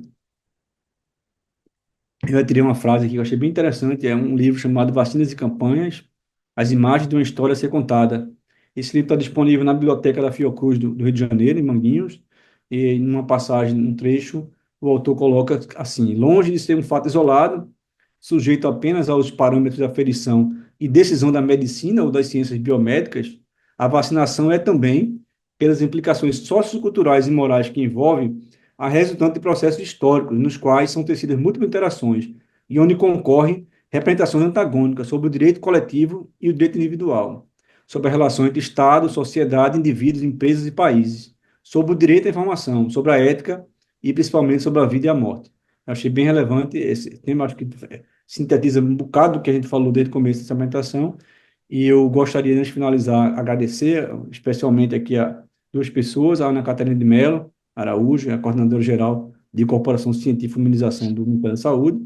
Ela forneceu vários daqueles slides de cobertura vacinal, eu tive que ter acesso, é difícil ter acesso àqueles dados, ela me forneceu. E a doutora Elizabeth Zobel, que é coordenadora do Programa Nacional de Imunização do Recife, aqui no Ministério da Saúde também, que também forneceu algumas informações relevantes dessa apresentação. Deixei aqui meu e-mail, né, no final, quem quiser escrever, mandar uma mensagem, tirar alguma dúvida, caso não queira tirar agora e for ver esse vídeo depois, fique à vontade para falar comigo. Eu agradeço a atenção de todos. Desculpa, acho que é um tema bastante extenso, né? Tentei sintetizar ao máximo e fico disponível aqui para vocês agora para a gente conversar, tirar dúvida, enfim. Muito obrigado. A gente que lhe agradece, doutor Rafael. É, a lista de presença e a reação de avaliação vai estar sendo compartilhada agora pelo chat. Acho que tem algumas pessoas perguntando. E, pessoal, eu vou dar início aqui à leitura de algumas dúvidas que foram sendo registradas aqui no chat durante a apresentação, mas, assim, é um espaço que a gente abre aqui ao final, vocês querendo participar, a gente organiza aqui, pode levantar a mão, liberar o microfone, aproveitar aí o momento para interagir, certo? Fique à vontade. Eu vou começar pela primeira pergunta, eu também vou ler, mas o dono da pergunta, caso queira também, né, se pronunciar, liberar aqui o microfone e falar, não, por favor, fiquem à vontade. Luciana, ela pergunta assim, notícia boa, sabe informar se a vacina da dengue será liberada para maiores de 60 anos? Veja bem, uma boa pergunta, vai sim. Agora, a gente precisa saber o seguinte, né? A vacina da Takeda, ela foi liberada apenas para as pessoas, adolescentes e crianças, pelo número suficiente de doses. Foi uma decisão do Ministério. Tinha poucas doses, aquele grupo era mais vulnerável, liberaram. E especificamente para 60 anos, qual o problema aí, né? O estudo clínico que a gente fez desde 2016 foi com crianças de 2 anos até indivíduos com 59 anos de idade. Tá? Então, veja, a gente não tem informações suficientes do estudo clínico como essa vacina se comporta numa pessoa acima de uma criança, né? Num indivíduo a partir de 60 anos de idade. Embora vai ser permitido a vacinação desde que o médico aprove, né? A gente acha que não vai ter problema, por quê? Porque é uma vacina extremamente segura, né? E 59 anos de idade a gente não teve nenhum problema de reação adversa, nada. Então, se uma pessoa com 59 anos não teve, acho que uma pessoa acima não vai ter problema. Mas é uma coisa, inclusive, que vai ter que ser feito um estudo clínico com relação a isso, tá? Eu acho que a priori vai ser liberado com autorização do médico.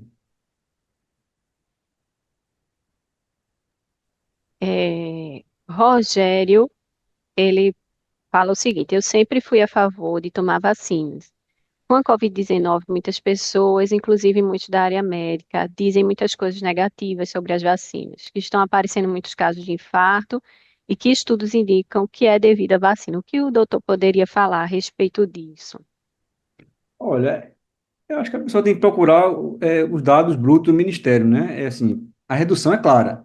A gente tinha muitos casos de morte no Brasil, inclusive de médicos, né? É engraçado falar isso, né? Mas a Coronavac, que foi a primeira vacina liberada no Brasil, a gente tem uma redução drástica do número de médicos, aqueles médicos ali de frente estavam morrendo e de repente pararam de morrer, né? É, obviamente, a pessoa diz, ah, mas o cara vacinou, tem um problema no coração. E o vírus? Quantas pessoas não tiveram ataque cardíaco depois de infectado com o vírus? São muito mais casos do que de vacinado, gente. A gente tem que fazer é uma conta direta, assim. Por exemplo, vou dar um exemplo. Febre amarela. Aí diz, não, tem 21 casos de morte por vacinação. Tá bom. E quantas pessoas morriam na década de 30 por febre amarela? Milhares por dia. Tá? Então, é uma escolha que você tem que fazer. O que é mais seguro? É você não vacinar e se infectar com o vírus? Porque você tem um caso ou outro de resposta inadequada da vacinação, ou vacinar para aumentar a proteção. Então, eu quero chegar ao seguinte: não existe, não chegou até a mim, eu não vejo artigo científico que mostre esse aumento tão grande de casos de ataque cardíaco por vacinação. E, ao contrário, o que eu vejo é que os casos de Covid, pessoas que pegaram Covid não vacinadas, de ataque cardíaco fulminante, são milhares, né? Então, assim, na minha opinião, eu acho que a gente tem que escolher, né? O que é mais seguro? Se vacinar e ficar protegido ou esperar o vírus para ver como é que vai ser a proteção? É basicamente isso. Neuza perguntou: tem alguma notícia sobre a vacina para herpes zoster? Então, o negócio está em fase avançada de negociação do Ministério, né? De colocar no PNI, né? A gente espera que no ano que vem, 2026, esteja no PNI já. É uma vacina cara, né? São 2 doses necessárias e são quase R$ 1.000 cada dose, né? Então, existe um apelo muito grande, porque as pessoas que mesmo as pessoas que já tiveram catapora, né, podem desenvolver as ostras depois de 50 anos de idade, e é muito grave. A herpes zoster é muito grave no indivíduo. É, eu espero que consigam reverter, mas eu acho que em 2026 vai estar no SUS.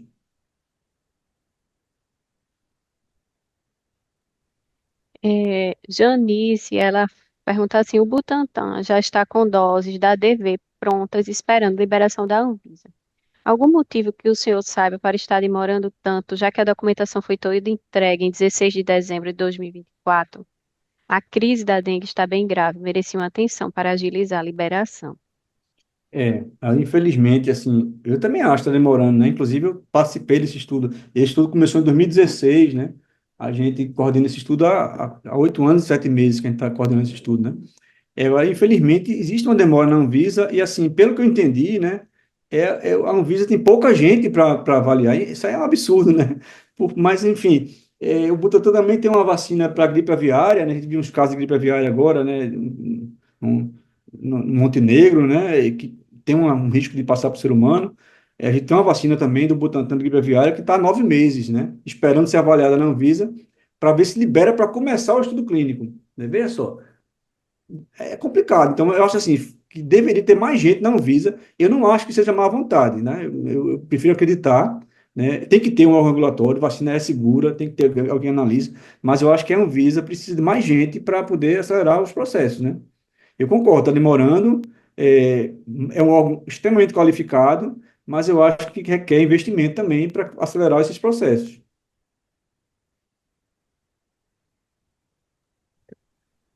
Deixa eu aqui. Jocely Ailton, ele perguntou, aproveita a pergunta acima, para perguntar, existe algum estudo que correlaciona perda de gestação com tomar a vacina? Ele explica que o motivo da pergunta é porque éramos um grupo de 50 pessoas, sendo que três mulheres se encontravam grávidas, e uma delas era minha esposa. Todas tomaram a vacina de Covid e todas perderam seus bebês. Qual a percentagem matemática disto ocorrer? Não nego, mas a experiência prática me empurra justamente na contramão da informação em relação às vacinas teste da Covid-19. Poderia falar algo sobre isso? Olha, vacinas testes, geralmente todos os testes de vacina, né, todos eles, não recomendam tomar a vacina grávido, né? Quando está naquela fase de teste, né? Eu até falei isso aqui da vacina de sarampo, não é recomendado, porque a gente não sabe como é que vai evoluir essa vacina no feto, né? Então, é necessário que se faça outros estudos para avaliar como é que é na gestação. Se eu não me engano, só tem uma vacina que pode ser usada para grávida para Covid-19 hoje, né? Não sei se eu acho que é a vacina da Pfizer. Eu acho que a vacina nenhuma outra pode ser usada. É, assim, eu não conheço, eu me compadeço, né? É triste saber dessa informação, você perdeu uma criança com uma vacina. Agora, é preciso saber se de fato foi por essa vacina, né? Então, existe alguma comprovação? É baseado em quê? Nessa estatística é muito baixo esse N, né? Apesar de ser triste, assim, eu acho que são poucos casos, né?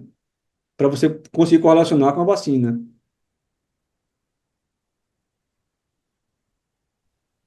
Neuza Maria pergunta por que os convênios não têm cobertura de vacinas? O senhor saberia É, eu, explicar? assim, veja só, no Brasil, felizmente, a maioria das vacinas são públicas, né? Não precisa de convênio para vacinar, né? Quer dizer assim, pouquíssimas vacinas são privadas, né? Então, talvez não justifique o convênio ter, porque 31 vacinas são públicas, né? Não precisa de autorização nenhuma, está liberado no SUS, né? E Luciana também pergunta, assim como por que não conseguimos abater de imposto de renda? Não faço a menor ideia. Queria, queria bater também.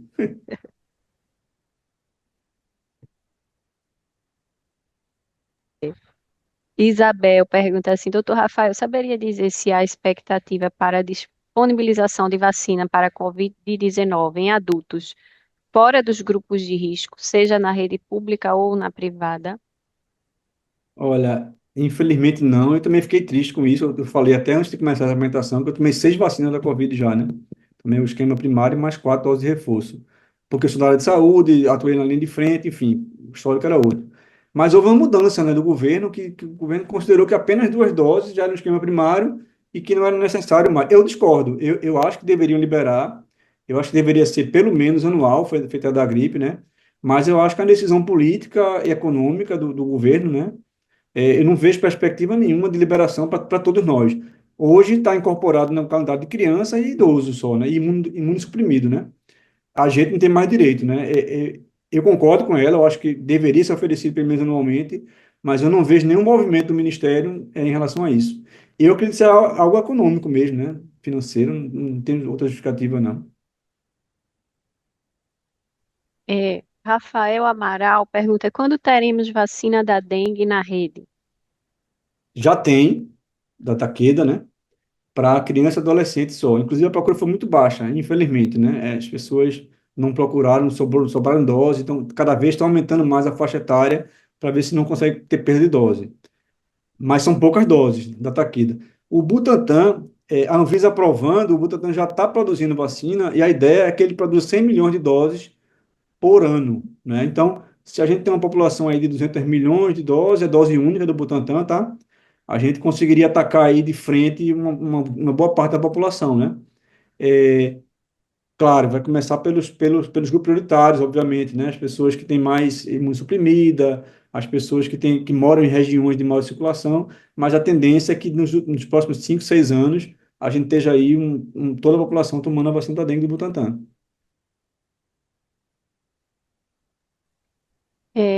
Fernando, ele fala elucidativa, explicativa e didática palestra. Parabéns, doutor Rafael. Sobre a vacina da febre amarela, ela continua sendo dose única ou é necessário a dose de reforço? Veja, o governo, mais uma vez, vamos lá, o governo está dizendo que é dose única, né? Eu já tomei três, sou de outra época, né? Eu tomei, porque na época que eu tomei, tomava uma dose e a cada 10 anos era recomendado tomar uma dose de reforço. Então eu tomei uma dose, depois de 10 anos, uma segunda dose, depois uma terceira dose. A indicação do governo é dose única. Agora, eu, assim, na minha opinião, como eu sou livre para falar, né? Eu acho que o ideal é tomar duas doses, é ter uma dose e uma segunda dose de reforço depois de 10 anos. E seus artigos mostram que depois de 10 anos tem uma baixazinha nos anticorpos protetores da febre amarela. Então, se você tomar dose de reforço, é a melhor solução. Não sei se vai ser possível, né? Porque como, se o governo está dizendo que é uma só, a pessoa tem que ir lá no posto e tá dizendo, mas me dê mais uma dose aí, dose de reforço, não sei se vai ser possível. Mas a minha recomendação seriam duas doses, o mínimo. Uma dose, mas depois de 10 anos, dose de reforço. É, Cristina está perguntando quem já teve gripe há alguns dias, ainda vale a pena tomar a vacina para a gripe neste ano? Vale. Com certeza vale. Porque você vai ter o quê? Uma dose de reforço, né? Você teve a gripe, você superou, tá lá, toma uma dose, você tem uma dose de reforço, você vai ter um pico mais alto, você vai ficar mais tempo protegido contra a gripe.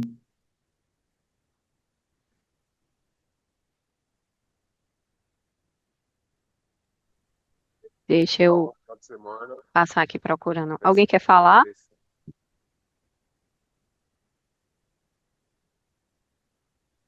Eu acho que encerraram. Aqui, achei. É, Jules, É, Júlio? Jules, doutor Rafael, existe alguma explicação que justifique a campanha de desinformação contra vacinas de um modo geral? Não, não tem, não, é inexplicável, gente. Assim, tá comentando com vocês antes de começar essa apresentação, né, que a gente tem uma referência, o Brasil é referência em vacinação, né? A gente ainda nasceu sendo vacinado, né? Nossos pais nos levaram para vacinar, né? Não sei por que de um tempo para cá, esses dados que eu mostrei para vocês, redução da doença infecciosa, redução da mortalidade infantil, redução de tudo que é redução possível de doença, acontece já da vacinação. Então, não existe argumento que não sei por quê, realmente, assim, é inexplicável. O ser humano, eu estou achando que ele não deu certo, sabe? Porque não sei nem por que fazer isso, né? Qual é a motivação disso? Não tem nenhum motivo para isso, né? Contra a estatística, contra dados, não tem argumento, né? A gente tem aí uma, várias doenças erradicadas voltando por falta de vacinação e as pessoas insistindo em não vacinar. É uma coisa quase que suicida. A Adriana levantou a mão. Ainda tem uma pergunta aqui, mas a gente está com tempo ainda. Eu vou passar. Pode ficar à vontade, Adriana. Pode falar. Boa tarde. Em primeiro lugar, eu gostei bastante da palestra, doutor, muito obrigada. Eu queria saber se tem a vacina contra a Mpox, que antigamente chamava varíola dos macacos, né? E se ela existe, se qualquer pessoa pode tomar, grupo de riscos podem tomar, se ela está acessível para todas as faixas etárias. Olha, Muito ela obrigada. de nada. Existe a vacina, né? Mas é uma vacina que chama de vacina de contenção, né? Não é uma vacina que está disponível no PNI para todo mundo tomar, não. Qual a ideia dessa vacina? Se você tiver alguma região com um surto significativo de Mpox, você pode fazer um cinturão em volta e vacinar aquelas pessoas, tá?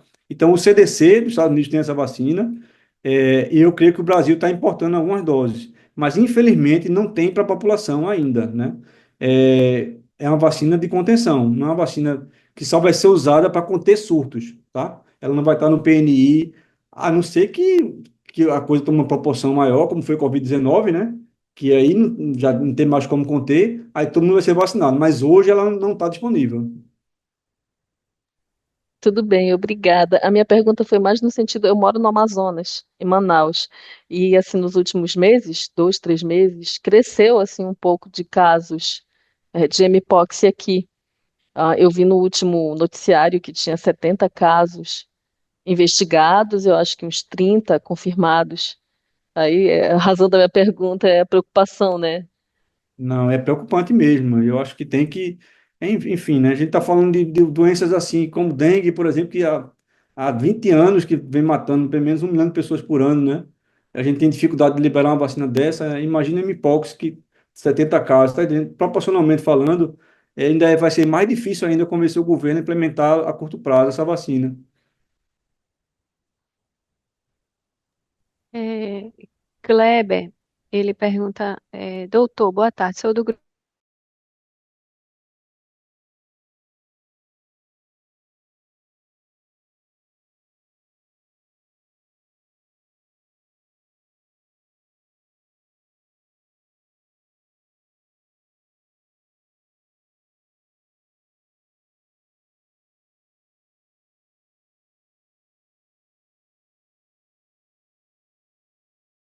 Dentro dessa, eu não sei, não saberia informar, não. certo. A Adriana. A Adriana acabou de falar, não foi? Ela tinha registrado aqui a pergunta da Mpox. Pessoal, podem ficar à vontade, isso que a gente encerrou aqui pelo chat e a gente ainda tem um tempinho. Se alguém quiser participar, perguntar, é, essa é a hora. Tira teu microfone, Júlio.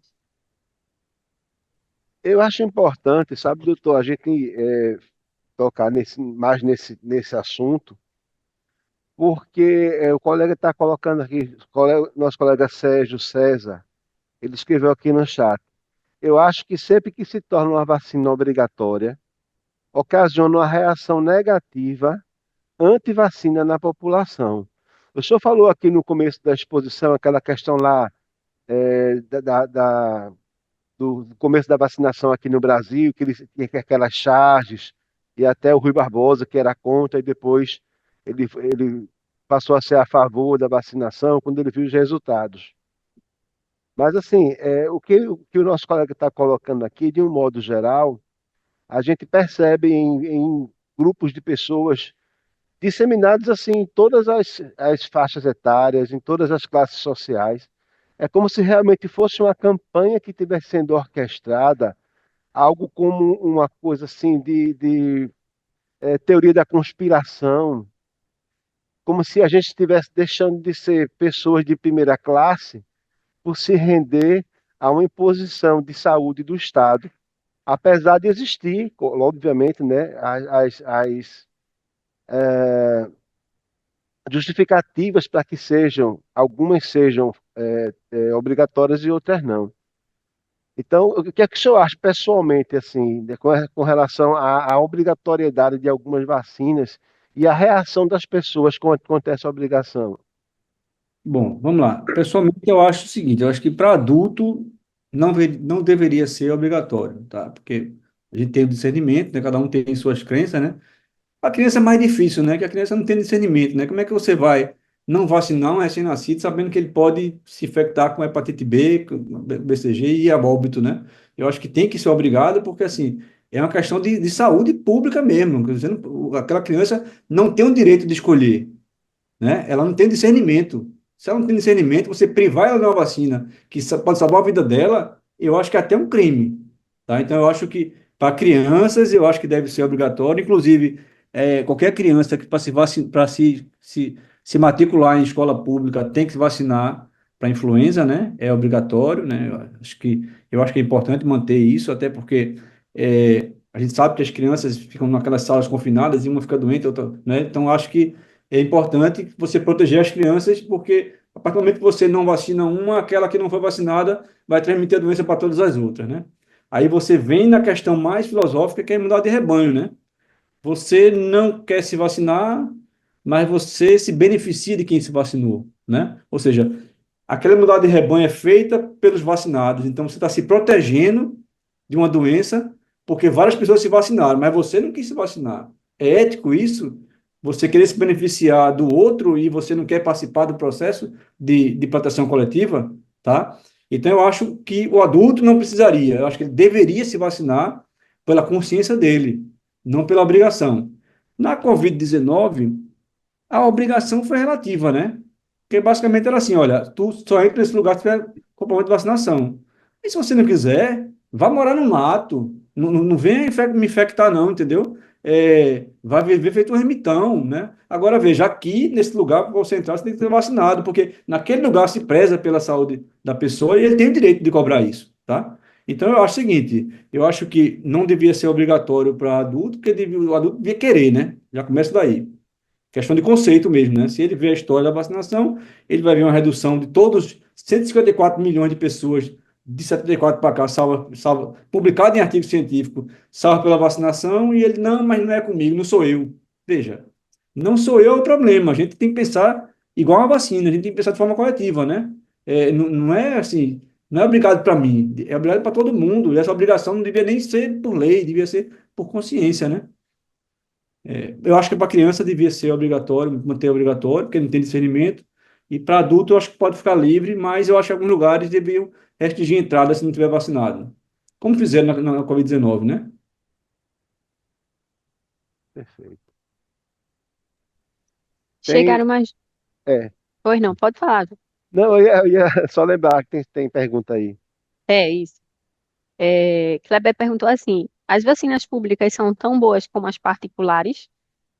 São as mesmas. São a mesma vacina. Tem algumas diferenças, né? A vacina, por exemplo, de influenza, a pública é trivalente, né? E a do posto é tetravalente, tem uma cepa a mais, né? Então, em tese, a particular seria um pouco melhor, eu digo só em tese, porque existe um efeito da pandemia que uma das cepas de influenza, a Yamagata, ela deixou de circular, um fenômeno da pandemia. Então, é justamente a cepa mais que está na vacina particular. Então, se o que tem a mais na particular não circula mais, então eu acho que isso equivale, né? Eu acho que as vacinas, até porque as vacinas privadas e públicas são os mesmos produtores, né? Quer dizer, no próprio PNI tem vacina importada de laboratórios particulares, que são as mesmas compradas para ser usadas na rede privada, né? Então, a qualidade é a mesma. A diferença é que a particular tem algumas a mais que não tem no público, que a gente, como a herpes zoster, por exemplo, mas que a gente tem que estar lutando aí com o governo para convencer eles a colocarem no PNI, como está sendo feita para a herpes zoster, né? A tendência é que ano que vem ela já entre no público, né? A gente tem que brigar para elas virem para o público, mas não tem diferença em termos de qualidade, não. Mirna perguntou assim: as vacinas particulares realmente podem causar menos efeitos colaterais, como febre e dor no local da aplicação em bebês? Não, não é mesmo, são as mesmas, não tem diferença, não. E esses efeitos sistêmicos, né, do cabeça, febre, são efeitos esperados, inclusive, né, da vacina, né? A partir do momento que você coloca uma informação dentro do organismo que não existe, ele tende a se defender daquilo ali. E como é que se defende? Através de uma reação alérgica, de uma febre, de uma inflamação, né? Um processo inflamatório normal, esperado, e que às vezes é até benéfico, né? Quando você tem aquela reaçãozinha, quer dizer que você estimulou de forma adequada seu sistema imunológico.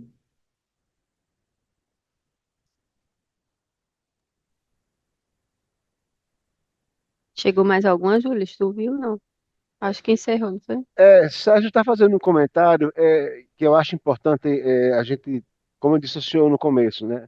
Eu acho importante a gente falar isso aqui ao máximo para tentar até desmistificar a questão da vacinação para as pessoas que, assim, são nossos amigos, que conhecem a gente, familiares, e que teimam em negar a importância da vacina. Aí Sérgio está lembrando aqui no chat que a exigência da vacina da Covid para entrar em estabelecimentos comerciais não foi uma escolha dos donos dos estabelecimentos, mas uma imposição estatal em certos estados ou cidades. Ao menos foi assim aqui em Recife. Muitos estabelecimentos não queriam exigir, mas eram obrigados, então faziam vista grossa, exigiam pro forma. É triste. É como eu disse, eu acho que não devia ser obrigatório, porque a pessoa devia querer se vacinar, né? Eu acho que é isso. Você tem que almejar a proteção do coletivo, né? Quanto mais vacina você tomar, mais está protegido. Quanto mais pessoas estiverem protegidas, mais o coletivo está protegido. Essa é a lógica dessa apresentação inteira que eu falei, né? Tudo que eu estou falando aqui é em relação à medida coletiva. É o título da palestra, inclusive, né? A importância da vacinação para a saúde pública, né? Para Isso, todo mundo, né? O que a gente viu aí na Covid-19 foi, inclusive, um desequilíbrio, né? Dos países mais ricos começaram a se vacinar primeiro, né? e os subdesenvolvidos, e isso está refletido no número de mortos, né? Muito mortos seriam evitáveis se a gente tivesse começado a se vacinar antes, né? Mas aí vem aquela guerra, né, de bilhões de dólares, quem dá mais, né, para as produtoras farmacêuticas, que é um problema que a gente já viu. Mas, enfim, eu repito, eu acho que vacinação para criança devia ser obrigatória, porque a criança não tem discernimento, não tem condições de decidir se ela quer ou não aquilo ali, né? E eu acho que para adulto não deveria ser, mas a pessoa deveria querer. Pegando carona no que o senhor falou agora aí, doutor, o senhor me despertou uma coisa interessante. É um pensamento que de vez em quando vem à cabeça. O senhor, como pesquisador, dentro de um órgão público, como é que o senhor vê a questão do mercado de vacinas de um modo geral no mundo? Ou seja, é, se está se pesquisando as vacinas que são importantes se pesquisar, ou se está dando uma ênfase de um modo geral no mundo, não na Fiocruz, eu estou falando. Ou se dá uma ênfase assim maior que pode gerar mais lucro, mais dinheiro. Como é a sua visão a respeito disso? É, infelizmente, Júlio, infelizmente, o mercado ele fala mais alto, tá? Obviamente, em situações como foi a pandemia, além do mercado falar alto, era urgente fazer vacina, né? Foram feitas em 9 meses as vacinas, né? Uma aceleração nunca vista. Mas por que que era urgente fazer aquilo ali? Porque afetou todo mundo, né? Então, a partir do momento que está aqui do meu lado, que o rico também estava afetado, se acelerou aquele processo. Por que que eu estou dizendo isso? A gente teve aqui, em 2015, né, no Recife, né, em Pernambuco, foi o epicentro da Zika, né? Vírus Zika, o epicentro teve aqueles casos de microcefalia, né? Então, o que aconteceu foi uma tragédia, né? A gente está vendo uma série de reportagens agora, inclusive, né, na Globo, 10 anos de Zika, não sei o quê, e vendo aí a tragédia dessas mães, né? E que aquilo pode voltar, tá? Porque só 50% da população tem anticorpo para Zika. O que é que significa isso? Significa dizer que 50% está desprotegido, que em qualquer momento pode voltar algo parecido com aquilo ali, e quanto mais crianças nascem, pior a situação. Mas por que eu estou falando Zika? Porque, por que que não tem vacina de Zika? Porque Zika não chegou na Europa. Porque Zika não chegou nos Estados Unidos, né?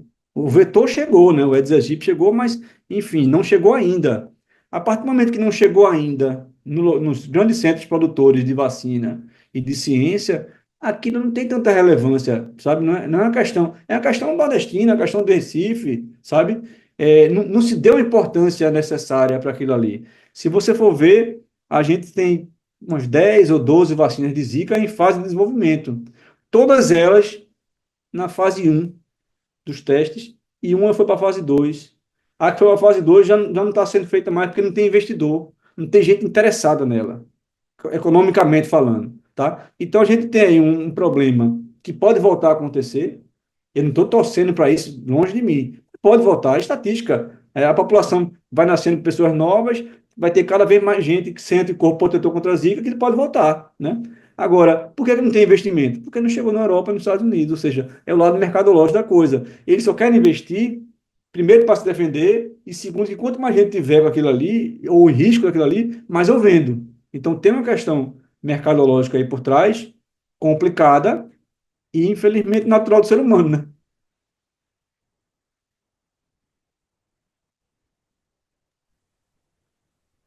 Karina, tem uma outra pergunta que foi feita aqui, que ficou no meio dos comentários, não sei se você percebeu. O Marcelo Pontes perguntou: Fica à vontade. como combater o negacionismo vacinal no âmbito do nosso órgão MPU e como propagar isso para toda a sociedade? Através de iniciativas feito essa que vocês estão fazendo aqui, de né, poder falar um pouco, né, sobre a vacina, sobre a história da vacinação, o que é que ela impactou no ser humano, né? Falei que tem uma redução aí em 20% da mortalidade infantil, né? Falei que milhões de pessoas são salvas todos os anos, um aumento na expectativa de vida de 30 anos. É esse tipo de informação que tem que chegar nas pessoas, né? Não é, eu tomei uma vacina e passei mal e morri. Enfim, para morrer, basta estar vivo, né? E quem vai dizer que você morreu por causa daquela vacina? Pode ser uma coincidência temporal, pessoa pode sofrer um infarto, eu posso estar aqui falando, não quero Deus me livre, mas posso daqui passar mal e morrer, né? É normal, entendeu? Então, eu acho o seguinte, eu acho que a gente tem que disseminar a educação. A educação, assim, o governo tem que investir nisso. Eu mostrei várias iniciativas do governo aí, em manuais, em campanhas, mas que ainda falta, né? Aquela campanha do Zé Gotinha em 1986, que foi no Brasil inteiro e foi muito forte, precisa voltar. O Zé Gotinha está muito tímido, né? Ele aparece naqueles eventos do governo, mas não tem uma interlocução com a sociedade, não tem nas escolas. Eu acho assim que a gente tem que investir em educação. Todo país só vai melhorar a sua condição de vida, né, através da educação. Então, o que está faltando é campanhas informativas, porque desinformativas já tem muitas, né? E não sei qual é o interesse, como eu acabei de dizer, por que que fazem isso, qual é a finalidade disso. Eu acho que as big techs deveriam, né, ter uma preocupação em disseminar também esse tipo de conhecimento, né? De forma gratuita, né? Porque as big techs também só disseminam o que recebe, né? Enfim, a gente deveria ter um investimento do governo em cima disso aí, de investimento em saúde. A gente está tendo uma melhora na cobertura vacinal em relação à pandemia, mas historicamente a gente está bem longe do que a gente era. A gente já foi um país referência em vacinação no mundo, não somos mais. A gente não é mais livre de sarampo, por exemplo. A gente era livre de sarampo até 2022. De repente ele não está mais livre. Por que ele não está mais livre? Porque a nossa campanha relaxou, porque a gente não teve competência para ir lá. Então, assim, eu acho que o governo poderia fazer era investir recurso, né? Eu mostrei alguns investimentos aí na casa de 150 milhões, eu não acho que isso é suficiente também, não. Você vê 150 milhões, acho que é muita coisa, não é muita coisa para um país do tamanho nosso, né? Então, eu acho que tem que ter um aporte financeiro maior, mas a gente sabe que é difícil, a gente tem um congresso complicado, né? Para qualquer votação é difícil, tem que unir gregos e troianos para decidir qualquer coisa, né? E, assim, o departamento de saúde, o Ministério da Saúde é o mais visado, né? O que tem mais recurso, né? Mas nem sempre consegue colocar esse recurso onde quer, né? Porque a gente tem um sistema meio complicado, né? Não preciso nem explicar para você, porque vocês veem todo dia na televisão aí como é difícil aprovar qualquer coisa no Brasil, né? É o toma lá da cá, né? Então eu acho assim que a gente deve investir mais recurso financeiro, com certeza, e campanhas educativas não pode parar. Não adianta combater fake news. Como eu falei, você combater uma coisa, você falar mal de uma coisa que está fazendo mal, você dá algoritmo para ela, certo? Você precisa colocar a informação de qualidade para suprimir aquela informação ruim. Então, quanto mais a gente conseguir investir em campanha massiva de educação, a gente sai dessa. Mas, na atualidade, e é mundial, Júlio, pior que é mundial, né? Você viu aí que os Estados Unidos, ele simplesmente, o governo Trump demitiu todo o pessoal os especialistas em vacina foram demitidos, né? Do CDC, né? Por quê? Sei lá. E não é só ele, tem vários outros países que estão, Turquia, né, que acompanha aí, que tem um crescimento do negacionismo inexplicável. As big techs não fazem nada, ou se fazem, é muito modesto, né? Tem que ter uma lei para punir, para taxar, para poder fazer alguma coisa, né? Eu acho que é investir em educação e recurso financeiro, é a solução para a gente sair dessa.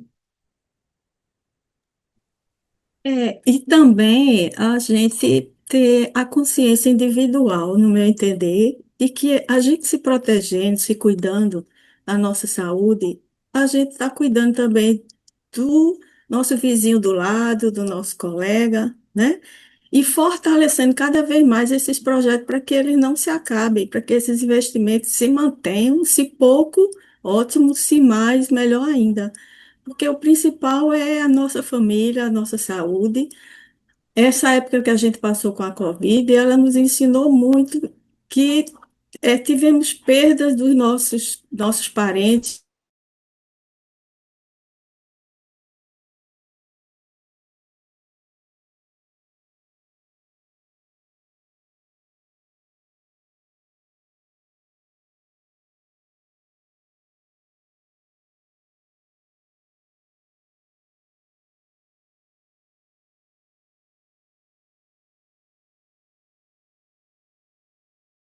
O sintoma da doença é terrível, né? É a sensação de morte também. Você está totalmente desprotegido. Então, se a vacina lhe ajuda, ótimo. Muitas vezes, no meu entendimento, o senhor me corrija, se a gente tem uma reação muito forte, é porque o nosso organismo já está adoentado ou está com alguma situação e que a vacina não alcança, ou a vacina tem algum efeito muito forte na gente, mas aí vai depender do nosso estado de saúde, da orientação do nosso médico, enfim, de tudo que nós individualmente estamos vivendo, né? Mas na hora que a gente se vacina ou na hora que a gente se protege, é o bem-estar de todos, né?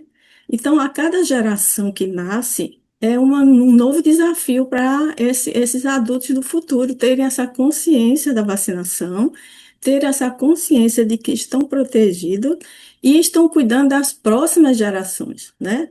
Ah, erradicou, mas como o senhor falou, voltou. Precisamos ter consciência de continuar essa defesa, continuar esse cuidado. O senhor me corrija se em algum ponto eu estou errada. Não, é isso Mas a mesmo. minha consciência é essa, assim, ensinar o meu filho o que ele precisa, é ensinar o filho dele. Claro que vacinar ou não vacinar é uma coisa muito individual, vai depender muito do ambiente que cada um vive, né, dos princípios que cada um de nós temos, mas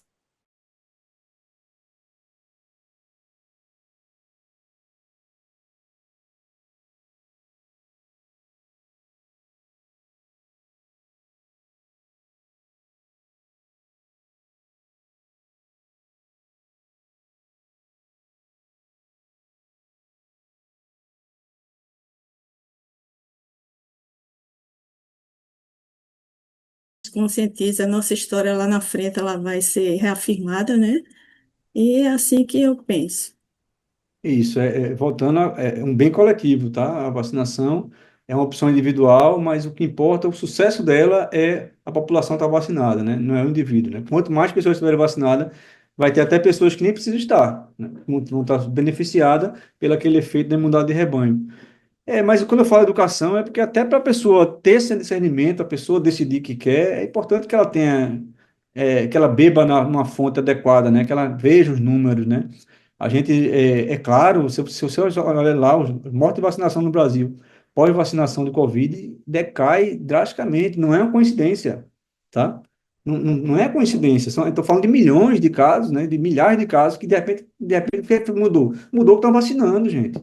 É isso, então a gente precisa acreditar, né, no bem coletivo, né? Não é, mas fulano lá da esquina da padaria tomou vacina e passou mal e morreu.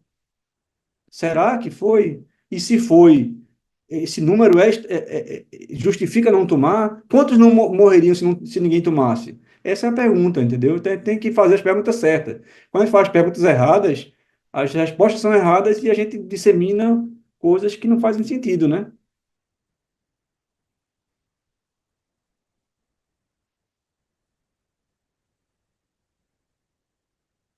Consegui. Eu estava procurando aqui.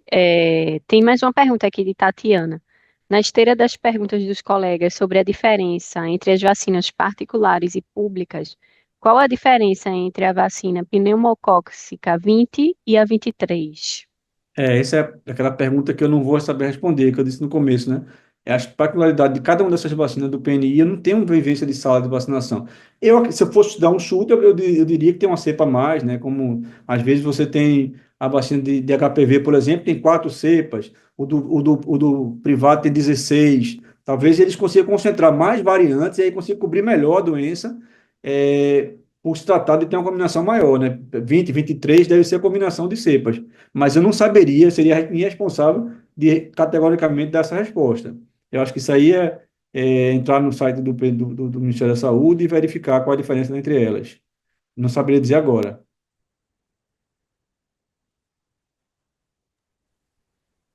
Perfeito, doutor Rafael. Mais alguém, gente, querendo aproveitar aqui este momento? Ainda temos alguns minutinhos, está pertinho já. Mas a gente agradece a participação de todos. A gente já compartilhou aí a lista de presença.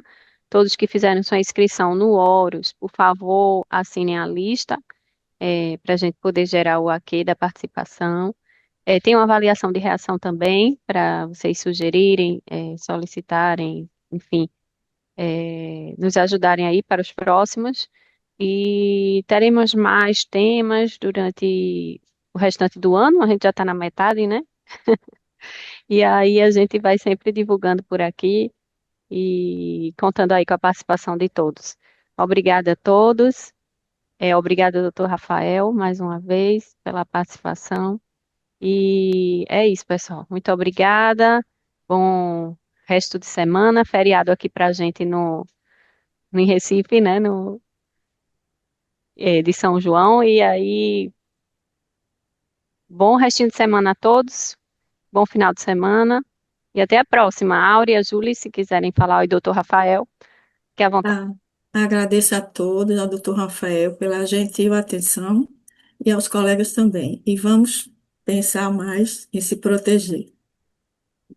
Eu queria, Pode eu falar, queria Júlio. também agradecer ao senhor, doutor Rafael, desde os primeiros contatos que nós fizemos para conseguir realizar essa palestra, e agradecer pela sua visão, com uma visão assim que dá esperança para as pessoas de que, através da educação e através de uma postura da sociedade como um todo, a gente pode reverter coisas negativas que vieram a acontecer posteriormente aos benefícios que vieram com a vacinação, de um modo geral, né? Quero lhe agradecer especificamente por isso. Eu que agradeço, Júlio. Eu gostaria de pedir desculpa em alguns pontos que eu não pude responder, porque assim, eu pensei em estudar essa palestra, tem alguns temas que não eram da minha área, sabe? Assim, cobertura vacinal, tipo de cada vacina. Aí eu fiquei meio receoso de fazer ou não essa fala, mas aí eu disse, não, eu acho que ninguém vai conseguir cobrir tantos temas, então eu vou falar com o pessoal do PNI, ter um conhecimento de Ana Catarina, doutora Elizabeth Zobel, eu falei com o pessoal que é companheiro da gente, me forneceram algumas informações, eu acho que deu para fazer um compilado básico.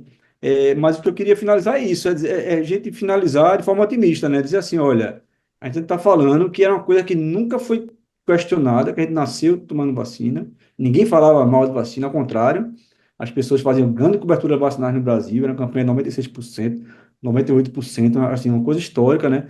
A gente conseguiu erradicar várias doenças no Brasil e que não é coincidência estarem voltando. Acho que estão voltando, baixa cobertura vacinal. A gente sabe que parte não foi estava sob nosso controle, teve uma pandemia no meio aí que dificultou, mas eu acho que depois da pandemia as coisas tomaram um rumo, umas falas, uns espaços de pessoas que não deviam estar ocupando aquele espaço, que são pessoas que não têm conhecimento, não têm estudo, não têm vivência, e aí simplesmente é baseada no achismo, fala um bocado de coisa e por ser uma pessoa confiada na família, aquilo toma uma proporção e de repente a gente perde aí a credibilidade de quem deveria ter espaço de fala não está tendo, tá? Então, eu acho que esse tipo de iniciativa aqui do Ministério Público é importante para a gente falar, resumindo assim, que, olha, redução de doença, milhões de pessoas não morrem por vacinação, aumenta a expectativa de vida, sabe?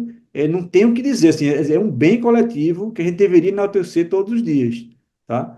E a gente se alimenta de propagação disso. Quando alguém chegar do lado, assim, para falar mal do vacina, dizer, olha, se informe melhor, não sei o quê. Também não é brigar, porque se você briga, você não conquista as pessoas, né? A gente teve aí uma eleição complicada, teve uma polarização na eleição passada no Brasil, e assim, a gente não está preocupado em quem é de esquerda e quem é de direita, não. A gente quer vacinar todo mundo. A gente quer vacinar quem é de direita, quem é de esquerda, quem é de centro.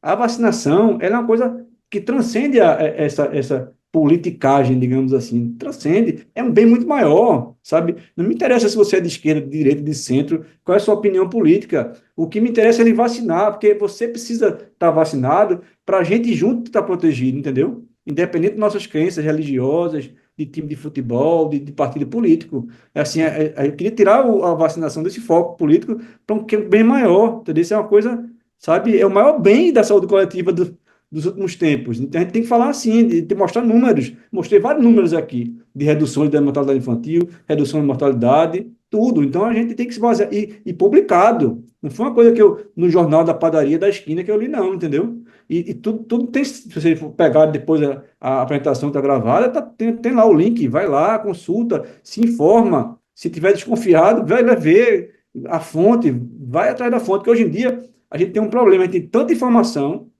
que está difícil saber o que é que procede e o que não, né? E com a IA, né, a famosa IA, a gente não sabe mais nem com quem está falando. De repente eu sou um IA, não estou nem aqui. Já pensar nisso? Então é complicado. Então eu acho assim, eu queria finalizar minha fala com assim, vacina é vida. Pronto. com uma frase só. Vamos investir nisso. Parabéns.